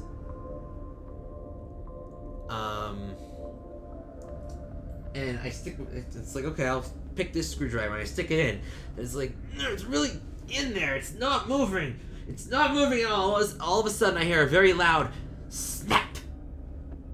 I go, what was that? And I pull the screwdriver out, and the tip is broken. The screw broke the tip. So naturally I take the tip of the screwdriver off, and I wing it into the trash can, and I get another tip, and I finally managed to get the thing off. So now I'm looking at the inside of the faucet. Super gross, super grimy. It was full of like mold, and it hadn't been touched in years, and I was just like, this is what I've been handling to use my shower for the past like 2 years in my dorm? Okay, so I kind of rinsed it out in the sink a bit, scrubbed it down, and then I went back to looking at the inner mechanism of the shower. There was another screw that looked important, and I'm like, well, it looks important, so clearly I should be doing something with it. So I get the screwdriver out, snap, and there goes another tip. So it's like, fine, I'll just try finagling the faucet handle from the inside using the screwdriver, and I'm just like, okay, what do I do here? What do I need to do specifically? So I'm really in there, and I'm just trying to tilt the inner mechanism back and forth so that I can get the water to turn off. And all of a sudden I hear, so my name is Adam. And all of a sudden I hear, Adam, what the hell are you doing? And I turn and look, and there's the guy from the dorm next to me. We'll call him Joe. And I go, oh hey Joe, because I can only imagine what he's thinking. I'm standing there in a tropical print bathing suit with a screwdriver kit at 1 in the morning. Actually, it's like 1:30 now. Fussing with the shower, and the shower's half dismantled. I'm like, what does it look like I'm doing, dude? I'm trying to fix the shower. My phone's over on the counter. Can you grab it and turn on the flashlight app? So I'm like, and he's like, okay, cool, sure, I can turn on the flashlight app for you. So he opens up my phone and turns on the flashlight, and I'm looking inside the inner mechanism, and all of a sudden I realize there's been a change, and it's not a good one.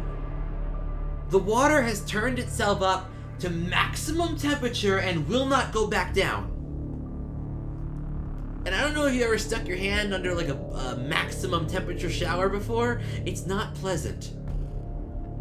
So I now cannot stick my hands into the shower to do anything because I'll burn my hands. So I go, well, this is quite the fine mess I've gotten myself into. You know, I've got a pair of winter gloves in my room. I'll be right back. And I walk off, and I come back. Oh, whoa. Chair. And I come back in my tropical print bathing suit, and my shower sandals, and my winter gloves. And even then, it's not really enough to fully, like, deal with the intense heat. So what I end up having to do is like okay, hold the light steady. Ow! Hot. Okay. I'm gonna stick my hand back in. You ready? Ready. Ow! Hot. And then all of a sudden, after like 3 more rounds of that, and nearly burning my hand off, I hear, "What the hell are you two doing?" And I look over, and there's Joe's roommate. We'll call him Adrian. I can only imagine what he's thinking, because now you've got a half-dismantled shower, your roommate holding a flashlight. There is no curtain on the shower at the moment because I've taken it off. The other weird kid from down the row in a tropical print bathing suit, sandals, and wearing winter gloves with a screwdriver kit, and it looks like they're just doing something weird to the shower. And he just looks at us and he's like, "What the hell are you two doing?" And at this point, I am fed up. So without even batting an eye, without even blinking, I turn around and I go, "The hell does it look like we're doing? We're filming a porno. Get over here. We need to make it a threesome." It's like, okay. And I'm like, "I'm trying to fix the goddamn shower. Do you want to help or not?" He's like, "I'm going back to bed." And it's like, "Fine. I'll fix it myself." And then Joe goes, "I'm going back to bed too." Okay, fine. We had a good laugh over the joke about the porno, and then they all went to bed. And I stayed up for another 30 minutes trying to figure out exactly how to tilt the inner mechanism so that I could get the shower to turn off. And in the end, I got it down to about 1/8 the normal water pressure of a full blast shower. Still max temperature, mind you. And after that, I decided, you know what? It's 2 in the morning. I'm done. I need to just go to sleep. So I sent an email saying, like, I got it down as far as I could. Also, please clean out the inside of the shower handle. Please, I'm begging you. It's gross. It's disgusting. And then I walked back over to the bathroom, and I posted a piece of paper on the door that said, like, "I have just spent the last 2 hours fixing the shower. Do not touch it or I will kill you. Love, Adam." And then the next morning, when I left for class at like 9 a.m., it was miraculously fixed and everything was back to normal, and it was like it had never happened. But after that, I told my environmental psych teacher about it because, you know, it was a good story and she had inspired it, and I left out the part about the porno joke for obvious reasons, because she was like a 60-year-old woman and I really didn't want to offend her in any way. And she responded by saying that this was like a defining moment of her career, that she had left such an impact on one of her students that they would go so far above and beyond to fix a rampaging shower. A rampaging bathroom appliance.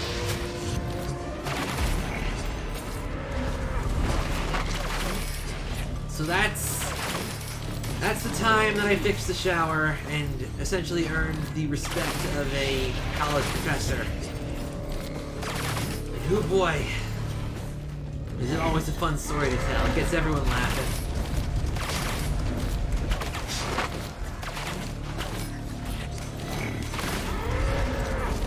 If I hadn't, like, done so well at getting the water pressure down, I probably would have gotten in a lot more trouble.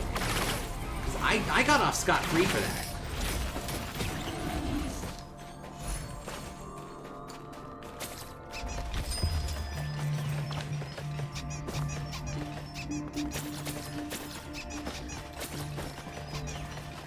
Yeah, get me my plumbing license.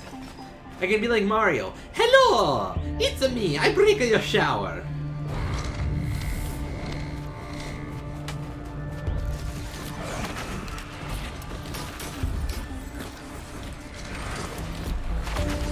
Oh my god, like, I don't really know what else to say on the matter. Like, I look like an idiot.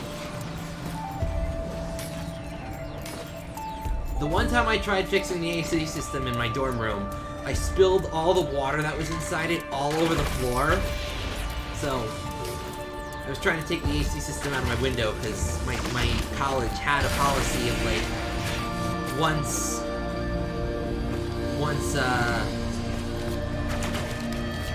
November rolls around, you gotta remove the AC systems unless you have special permission. And I didn't have special permission, so I tried to take the AC system out of my window, and it turns out that The AC system was full of water from just all the condensation, and it just built up. And I ended up spilling it all over like my tile floor of the dorm. So naturally, in an emergency response, I picked up the giant roll of paper towels that I had, and instead of just, taking it off one by one, I was just like, oh no! Yeah! That'll do it! Wait. That was a dumb move. Yeah,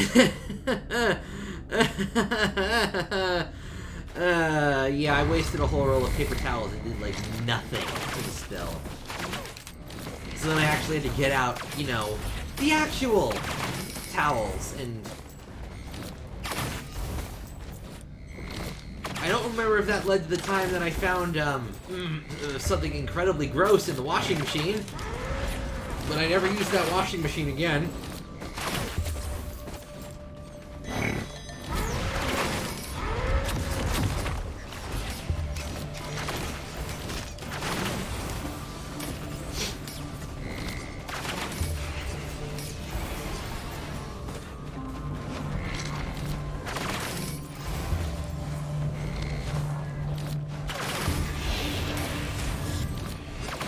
Although it did make my mom laugh in hysterics when I told her about it.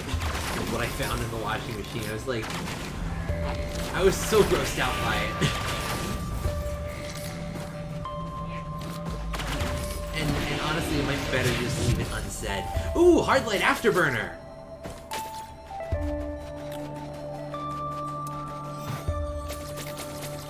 Also, haven't had the chance to say it yet, but thank you, Ranguy series of numbers, for the follow. I appreciate it. I appreciate feeling appreciated. Welcome to hell. I'm your host.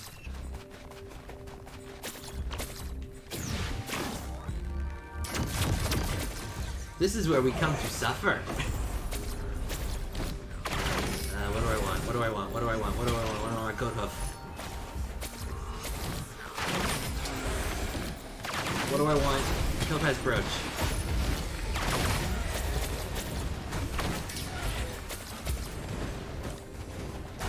What am I getting?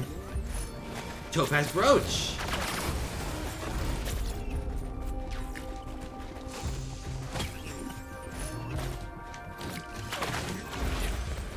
Awesome.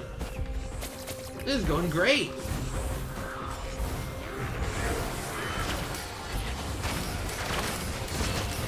This is going fantastic for me. Look at all the money I got. Well, you can't see it, but I'm keeping careful track of how much money I have and how much money I need.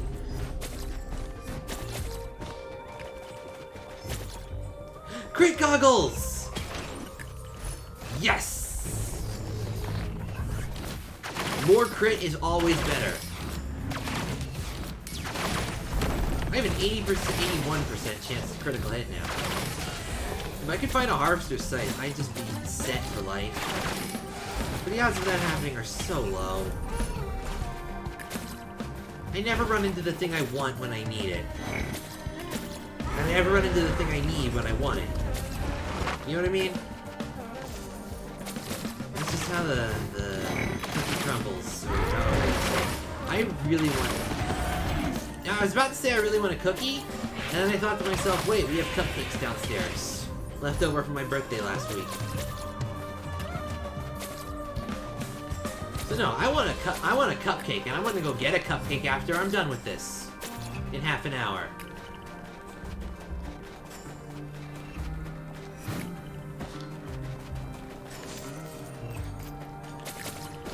So, about Minecraft. Some friends and I are actually planning on setting up a Minecraft stream-only server, so I will be trying to stream that.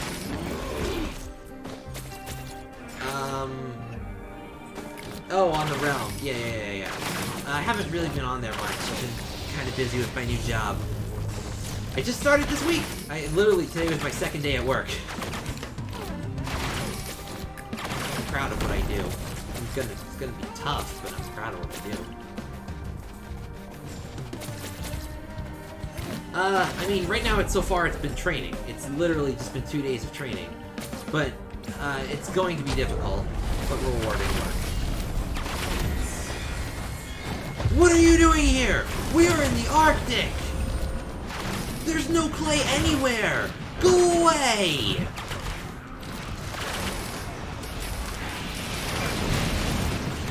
I am going to be serving as a RBT, which stands for Registered Behavior Technician, and I am going to be teaching autistic children how to... I don't want to say behave more normal, but that's like the layman's term for it. I'm essentially going to be teaching them, life skills, like how to ask for things they want, how to sit still instead of running around, how not to bang their heads against the wall.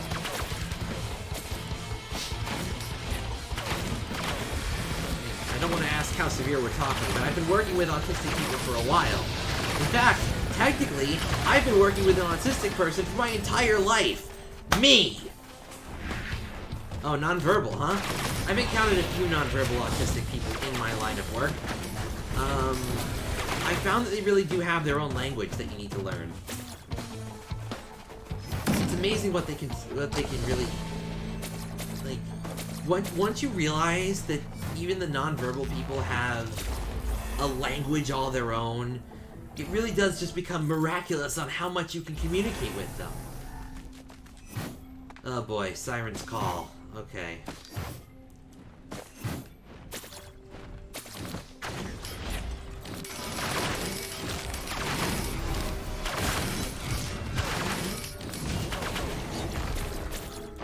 Oh, Northlands! Dude, you gotta bring me along! I love Northlands. I haven't been there in years. I used to go there all the time and ride in the train, in the front of the train, because it used to be if you asked nicely, they'd let you ride in the front of the train. Oh, I haven't been to Northlands in so long. I still have like an alarm clock from them.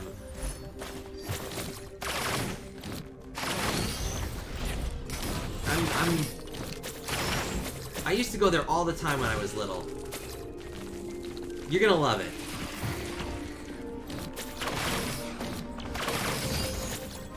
It's a great place. It's a great place to... It is the world's largest model railroad place. And we can now just throw these things into it.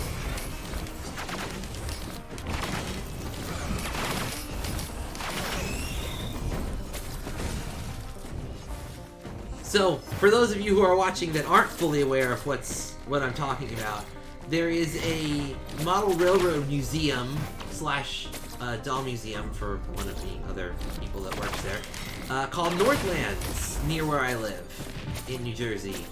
And it is lauded as, it is the self-proclaimed world's largest model railroad exhibit. And you know what? I don't think they're kidding. It is huge. It is full of trains. They've got a gift shop. They've got like a small train that you can ride around. It's perfect for birthdays. I haven't been there in years myself, but I used to love going there as a kid. I used to just be like, Mom, can we go to Northlands?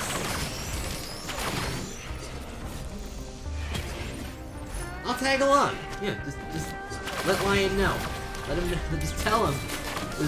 You know, we'll arrange a time and place. And then afterwards, we're gonna go to like Chick-fil-A or something.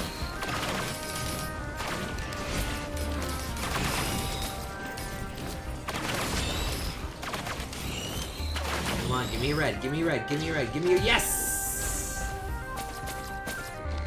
It'd be a beautiful place to go. I love hanging out. I used to love that. I want to see how they've changed it. I want to see if they've changed anything. Is it still the place I remember from my youth? Is it going to be just a trip down memory lane?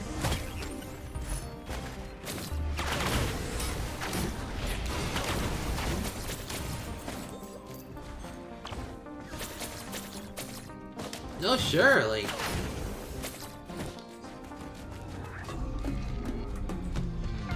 Seriously? Huh.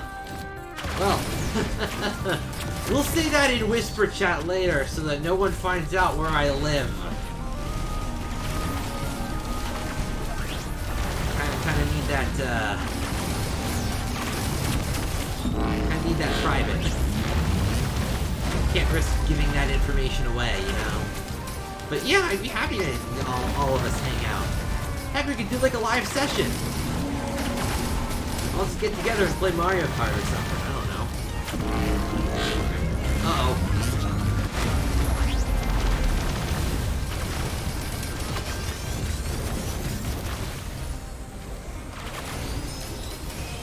Free red! 57 leaf clover, best item in the game. I am God now. Now we just need to find the teleporter. Where is it? There's an hiding. If anyone sees the teleporter, text me at 555 thisisn'tarealnumber.com.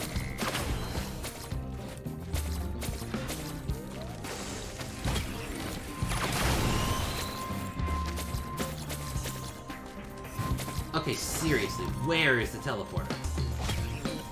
So, I do not need a tincture. Is it up here? It can't be up here, right? There's no way. No... I just remembered where it was.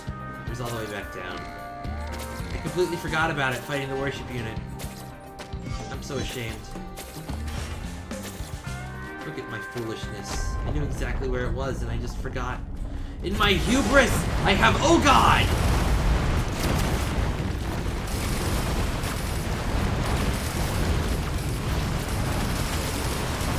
Yes, that's the number.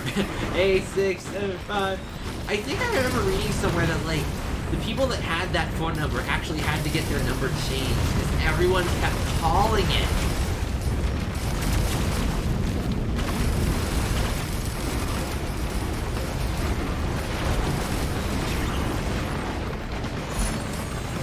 Oh, look at all them fuel cells. We're never running out now.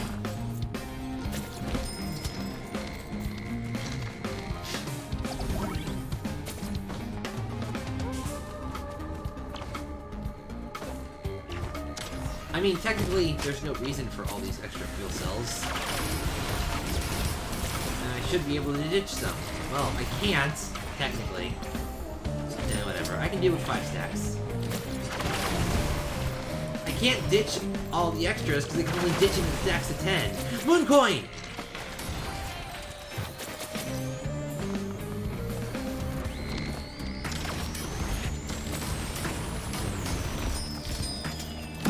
Moon coin and a lot of money. Then several reds. Look at that, 3 right next to each other. Soulbound Catalyst, the Brilliant Behemoth, and the friggin' 57 leaf clover. I am immortal now. Mostly. I'm gonna die anyway somehow. I don't know how, but I'm gonna pull it off. Just you watch.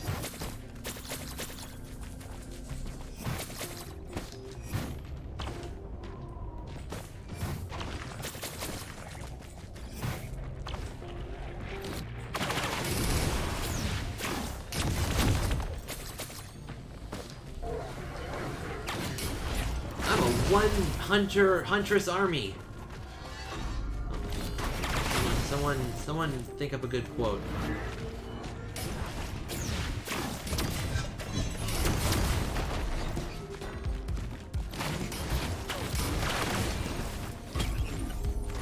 Oh yeah, because that's exactly what I wanted.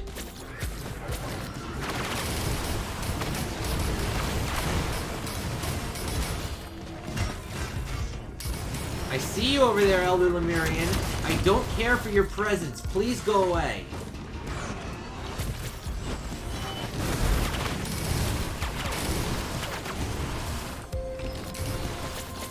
Thank you.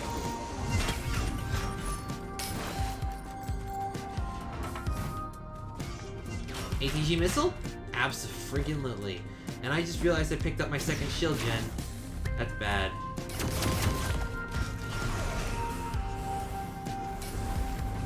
At the same time, though, it doesn't really matter because I have so much barrier now, but still, I should have been more cautious.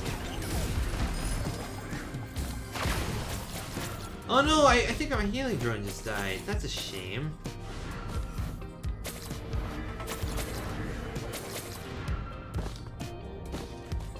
Yeah, I might stream Minecraft on Thursday, because tomorrow I have a big Among Us stream planned with some other content creators that I do. Oh, well, now I have, like, guaranteed crit, so... Critical this, cupcake!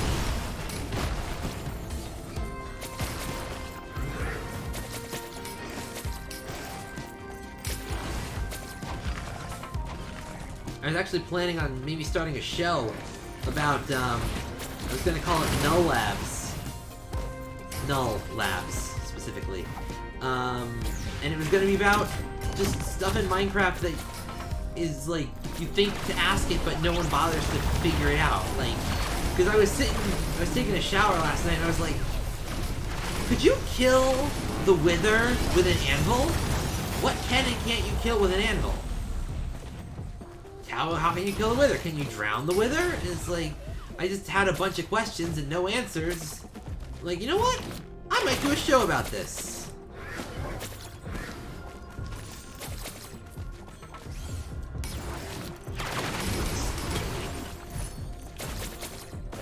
Yeah, whatever. Show me your secrets, game.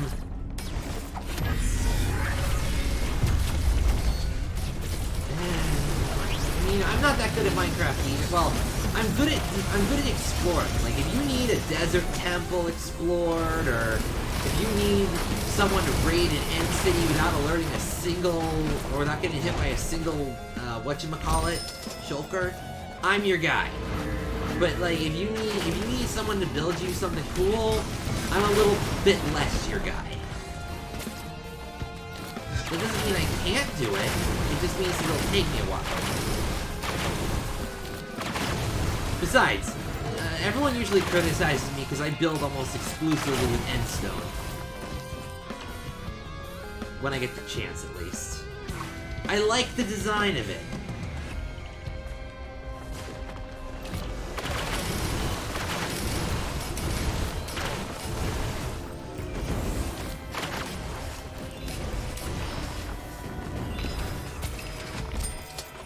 Man, look at all that cash.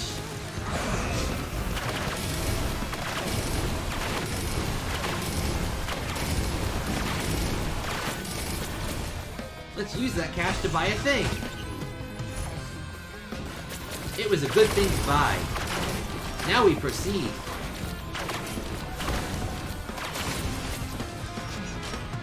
I said now we proceed, please. Thank you. Oh, there was a shop there. Alright. Oh, lordy-loo. Maybe hold off a bit there, cupcake.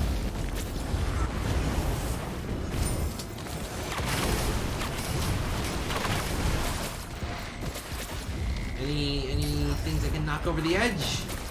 No? I figured as much. Cool, I'm too overpowered for that anyway, and I'm in the middle of a show. I can focus on the minor details later. The earning of things. Right now I just want to kind of grab some stuff and be on my way to the next zone.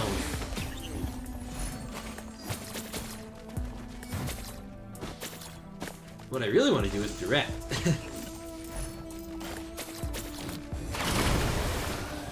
I mean, I want to try and, like... I see that lunar pod. Okay, here's what we're gonna do. Seeing as that I have a literal ton of power behind me, I'm going to try and find the Newt altar. Because if I can find it and fight the Twisted Scavenger, then I'll just be awesome and amazing and cool.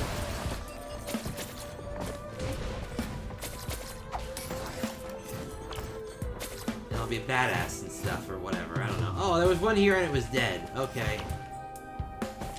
That's great.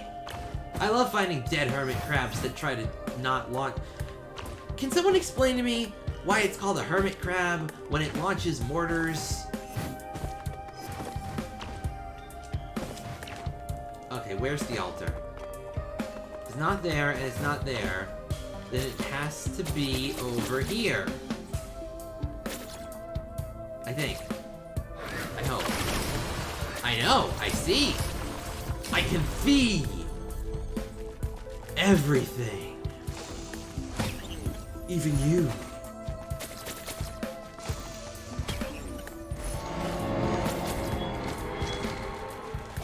What do we got? No.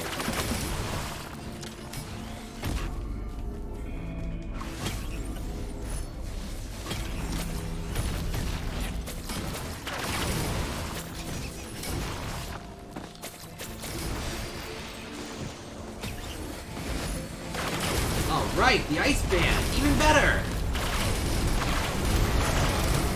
Hi, Stone Titans! How are you doing? Why do I not have any healing power? I'm going to get screwed up. Oh wait, healing doesn't mean barrier isn't active. Ha ha ha ha ha. Really? You gave me the friggin'... This is like the stupidest thing. 3 hermit crabs? And they're all dead. Never mind. I was gonna try and shove them off the edge, but they all died.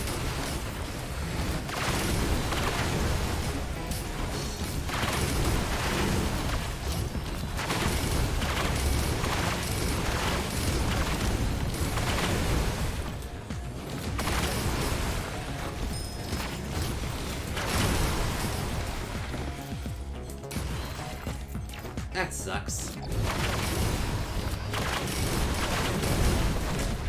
I mean, it's understandable, but it still sucks.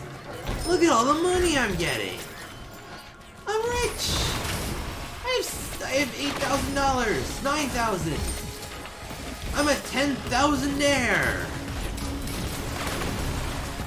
Nothing compared to when I got to like stage 20, I was getting like millions of...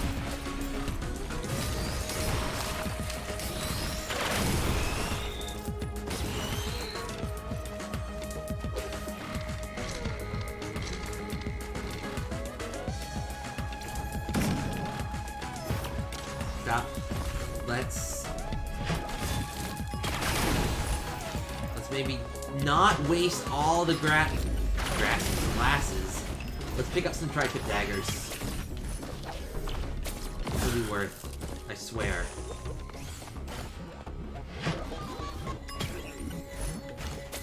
Four daggers ought to do the trick. God, that was like the worst trade-off ever. I lost so many of those, but oh well.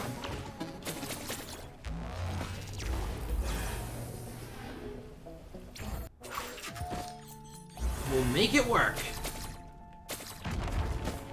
Please have a piece of fealty. I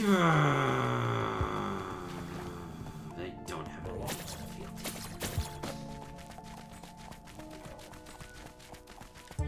That's fine, we got one more shot at it.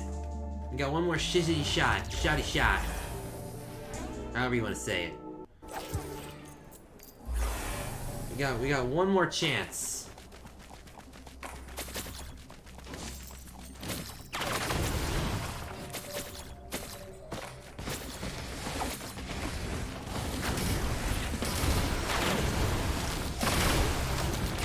If not, we can always just loop and go around again. That's a possibility. I don't want to do that, but I could.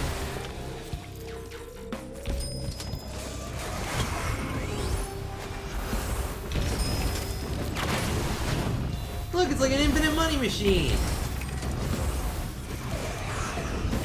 I just get cash from this. They just drop gold. I feel so bad for doing these 4 voodoo dolls or whatever they are. Give me a random item. It sucks, but it's better than nothing.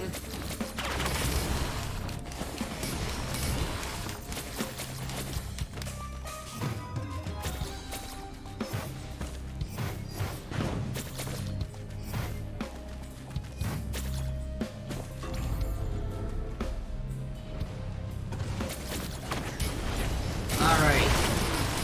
Everything No! That was gonna be a good run!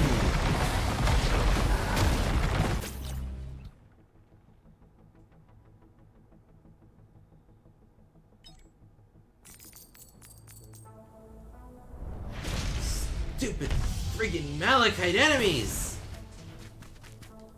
Damn them all!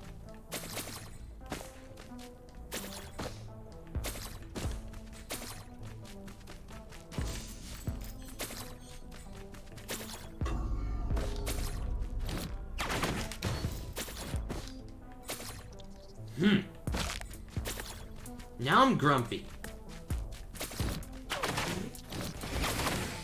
I was gonna show off fighting the Twisted Scavenger and win on camera. Now I got nothing. Now I'm knocked back to square one.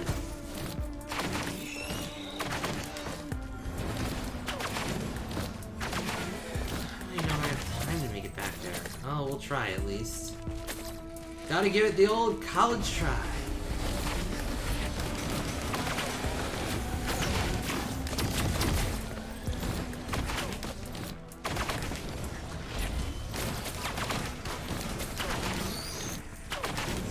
If it's worth giving it if it's worth trying, give it a go, right? Isn't that how it goes? I'm not exactly sure how it goes, but whatever. Do I look like I know all the jargon? For the longest time, the only jargon I knew was Von Strangle. This is Fairly Odd Parents. I just wanted to make the reference, okay? Shush. I said shush! Where's the teleporter? Where's the teleporter? I could have sworn I saw it over here. I used to like that show too. They kind of jumped the shark a while back. Like, I don't know.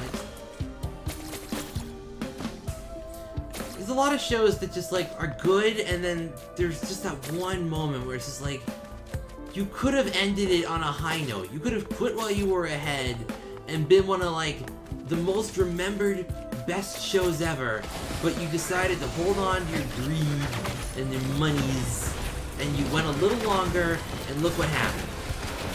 You ran out of ideas, and now you're just... Oh, when I was little, Courage the Cowardly Dog used to give me nightmares. Like, I could not watch that show. There was no way I would be able to watch that show reliably. It would come on and I would have to change the channel. Just because it scared the shit out of me. Those creepy monsters, the middle of nowhere style house, it was all just so wrong. And I get that's the kind of vibe they were going for, but like, ugh.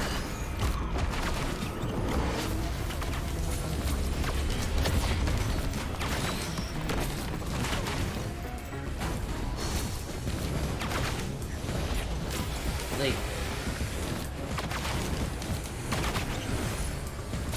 probably some reference to the show.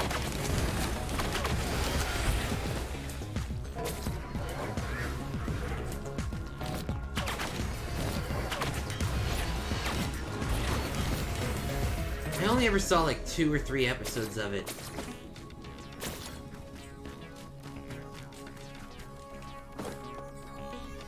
The other one thing that like really creeped me out as a kid, cartoon-wise, was there was this one episode of Dexter's Laboratory where he builds a machine that lets him like visit alternate dimensions or something, and he ends up summoning some interdimensional horror that eats him alive, or like absorbs him or something into its like blob flesh. And like his last action is giving Dee Dee access to the time machine and strict orders to go back in time and stop him from doing the experiment. But then she goes back and Dexter doesn't believe her, and the whole thing happens over again. It just loops. And like just the thought, like it was my first, like, I understood the concept of death at that point. But that was like the first time that I had ever encountered the concept of a fate worse than death, because, you know, being killed over and over and over and over and over and over and over in a never-ending cycle of torment was just the most horrifying thought. Even if you didn't realize that it wasn't the first time, like, just dying only to wake up and die again. It really hit home. It was one of those things that kept me up at night for a while.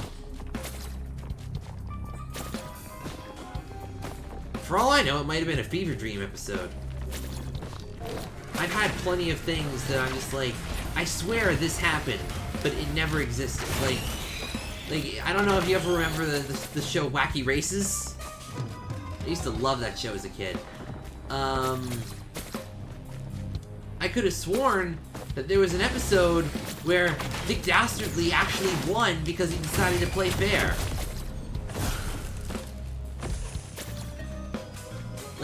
I distinctly remember there was an episode, I forget where it was, but there was like an episode where Dick Dastardly was talking to the announcer at the start of the race, and was like, I'm going to not cheat at all this time. And Muttley was just like, as usual, he's like, shut it, Muttley, I'm actually going to not cheat this time, I'm going to behave. And because of that, all the other racers were just like super suspicious of anything they saw, thinking like, it's Dick Dastardly filling in a trap. And they ended up getting like stuck in their own problems because they thought it was his fault, and they ended up trapping themselves. And what I remember two ends to it, where one where he decided to cheat at the last second to ensure his victory and died and failed as a result. Didn't die, but failed miserably, as usual. And then another one where he actually won, and not only was he in shock, but so was the announcer. And I looked it up. I looked up like Wacky Races, and I looked up like the whole list of episodes, and Dick Dastardly has 0 wins under his belt. And I looked up the synopsis of all the episodes, and there is no such episode where he swears not to cheat and almost wins. And it's just like, what can I watch then? Why do I just so distinctly remember watching it?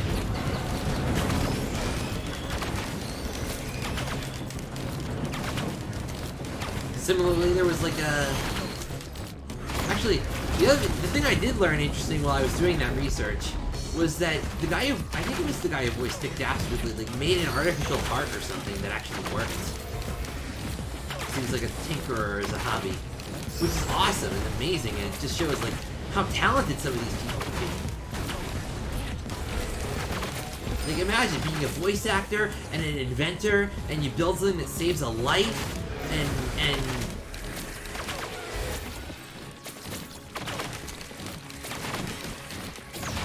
of course, as much as I loved Wacky Races, I was always a more fan of The Perils of Penelope Pitstop. That was an awesome show. I loved it. That and Scooby-Doo.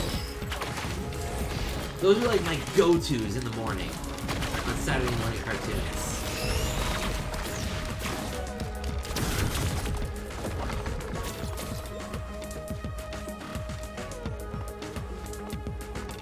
So, The Perils of Penelope Pitstop was a spin-off of the Wacky Races. The concept was that the racer, Penelope Pitstop, had inherited a super huge fortune from her mysterious rich uncle or something. And her bodyguard, Sylvester Sneakley, who was very clearly just Dick Dastardly, but like voiced by someone else. Well, it was Dick Dastardly's voice. Was trying to kill her off because like he was written in the will of like, if Penelope Pitstop dies, you get all the money. So he kept turning into the villain, the Claw, using various disguises that were very clearly just, you know, him wearing like a tutu or something, and everyone believed it. And he would always set up these intricate, stupid traps. This like, you see, I've trapped you in a taffy factory, Penelope Pitstop, and this candle over here is going to slowly burn, and when it finally burns out, it'll burn through this rope, and this rope will snap, causing this set of dominoes to very slowly fall around the factory. And it was like just a Rube Goldberg machine that would ultimately end with just like an axe over her head that could have very easily just been like, I'm going to just shoot you now. Like, it was such a convoluted plan that, one, you've seen how Rube Goldberg machines can fail, and two, Like, how do you get to that murder scene and not realize that was deliberate murder? And the rescuers was, again, wacky race characters. It was the Anthill Mob. That group of 7 short guys that are like the 7 dwarves that were like mobsters and drove around in like a chugga car, and the car was sentient, and like they would always come in at the last possible second to save her, and then Sylvester sneakily would be like, "Drake, I'll get you, Penelope Pitstop," and he'd have to just pretend to be the kind bodyguard for her. And this was on Boomerang. Oh, it was on Cartoon Network originally, but then it was Boomerang. Go look it up. The Perils of Penelope Pitstop. A good show. It only ran for 1 season, but it was so fun.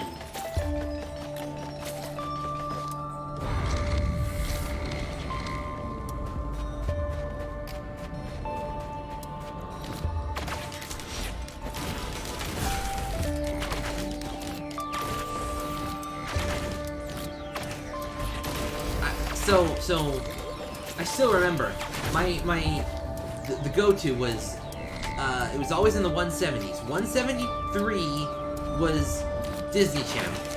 174 was Disney XD. 175 was Nickelodeon.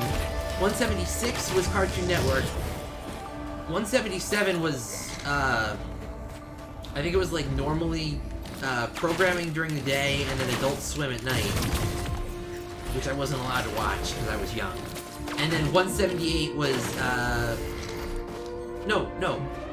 174 was Nick, 175 was Boomerang, which was old Cartoon Network shows from like the 70s.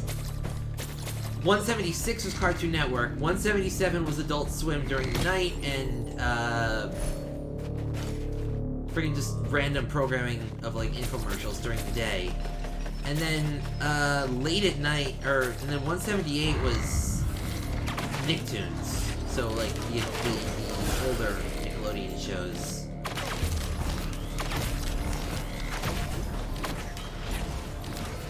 I just remember, like, searching through them and always just finding something to watch.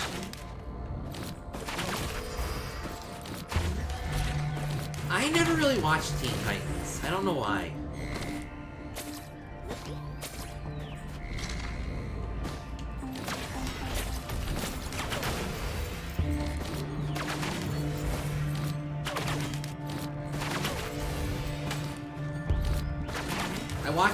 I grew up watching, like, Fairly Odd Parents, Jimmy Neutron, Danny Phantom, My Life as a Teenage Robot, friggin', what else? A bunch of, like, old cartoons on Boomerang, and Scooby-Doo. Just whatever Scooby-Doo was out at the time, because they were always remaking that, rebranding it, and it was fine. Yeah, friggin'. Every time I'm so happy to just hear the TV go. He's the Phantom.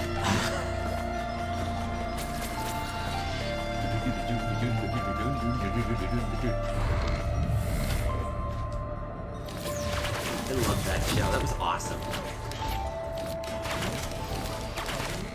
And nowadays it's like not trying to harp on some of the modern cartoons, but like, I feel like either I've grown up a bit or cartoons have received a serious drop in quality over the years.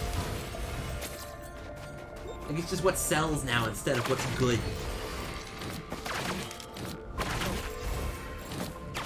Call me a jaded adult. Call me whatever you will.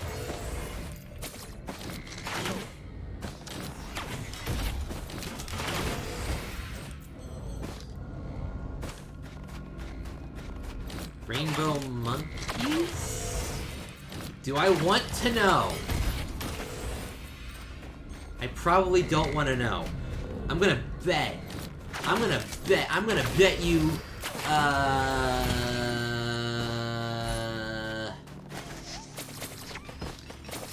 something.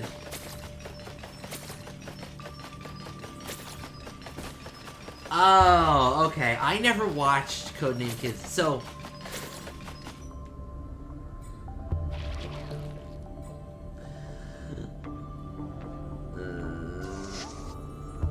I never watched Codename Kids Next Door because young Falcon, very young Falcon, watched it, and somehow I got it in my head that the Codename Kids Next Door were real. Like, I accepted that, like, Fairly Odd Parents and Jimmy Neutron and all that other stuff was fake, but Codename Kids Next Door, for some reason, I thought it was real. I don't know why. It was just the way my brain worked.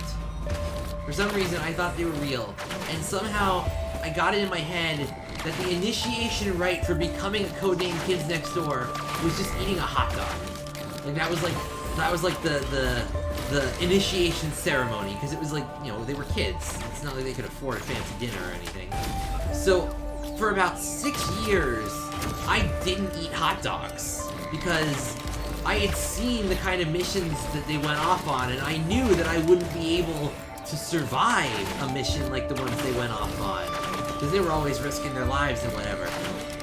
Because I was always afraid that I was gonna eat a hot dog one day, and that one kid with the glasses and the weird football head and the sunglasses and the red hoodie was gonna come out and be like, "You're part of the Kids Next Door now, and now you gotta go and go raid this ancient temple for supplies that's gonna kill you. 5 ways to Sunday," and I'm just like, I don't want that.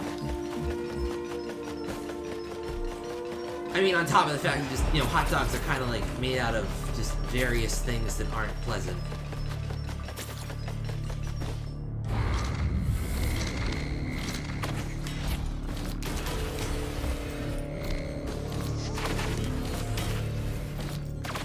But, you know, that's... You know, I remember one episode from the Kids Next Door about them seeking out, like, the secret ice cream flavor, like the 4th main flavor. And I was just like, I don't remember much else of it. I could only devote so much of my time to watching TV, you know? I had homework. I had school. Now I have work.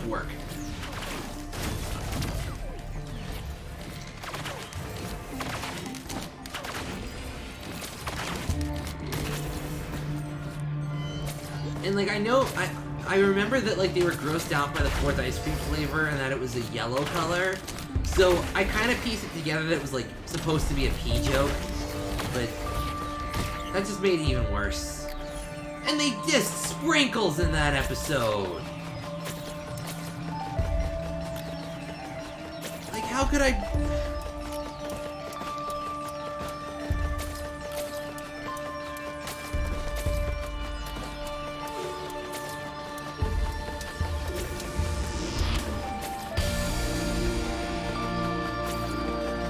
I was just ticked off at it.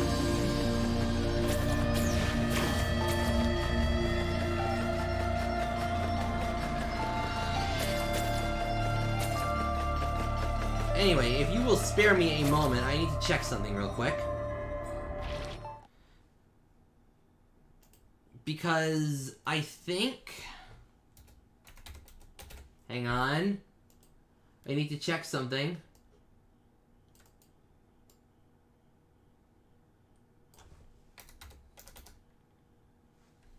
Hold, please. Don't leave. Please don't leave me be. Hang on. I'm trying to find out. I'm trying to find the thing I need. I'm trying to find someone. Yeah, okay, so he's live now. Okay, because I told someone I would raid them today. And we're gonna go do that. So, because it's late and I need to actually get to bed soon. So, raid Wizard of Time. Because I need to get ready for work tomorrow. It's still just more training, but, you know, I got work to do. I got a job now. I'm proud of that. So, we're going to go raid Wizard of Time, because I promised him that I would raid him. Well, I said I would raid him, and then I did it while he was offline by accident. So we're going to do it this time for realsies. So until next time, this is Fearless Falcon, signing off. See you later.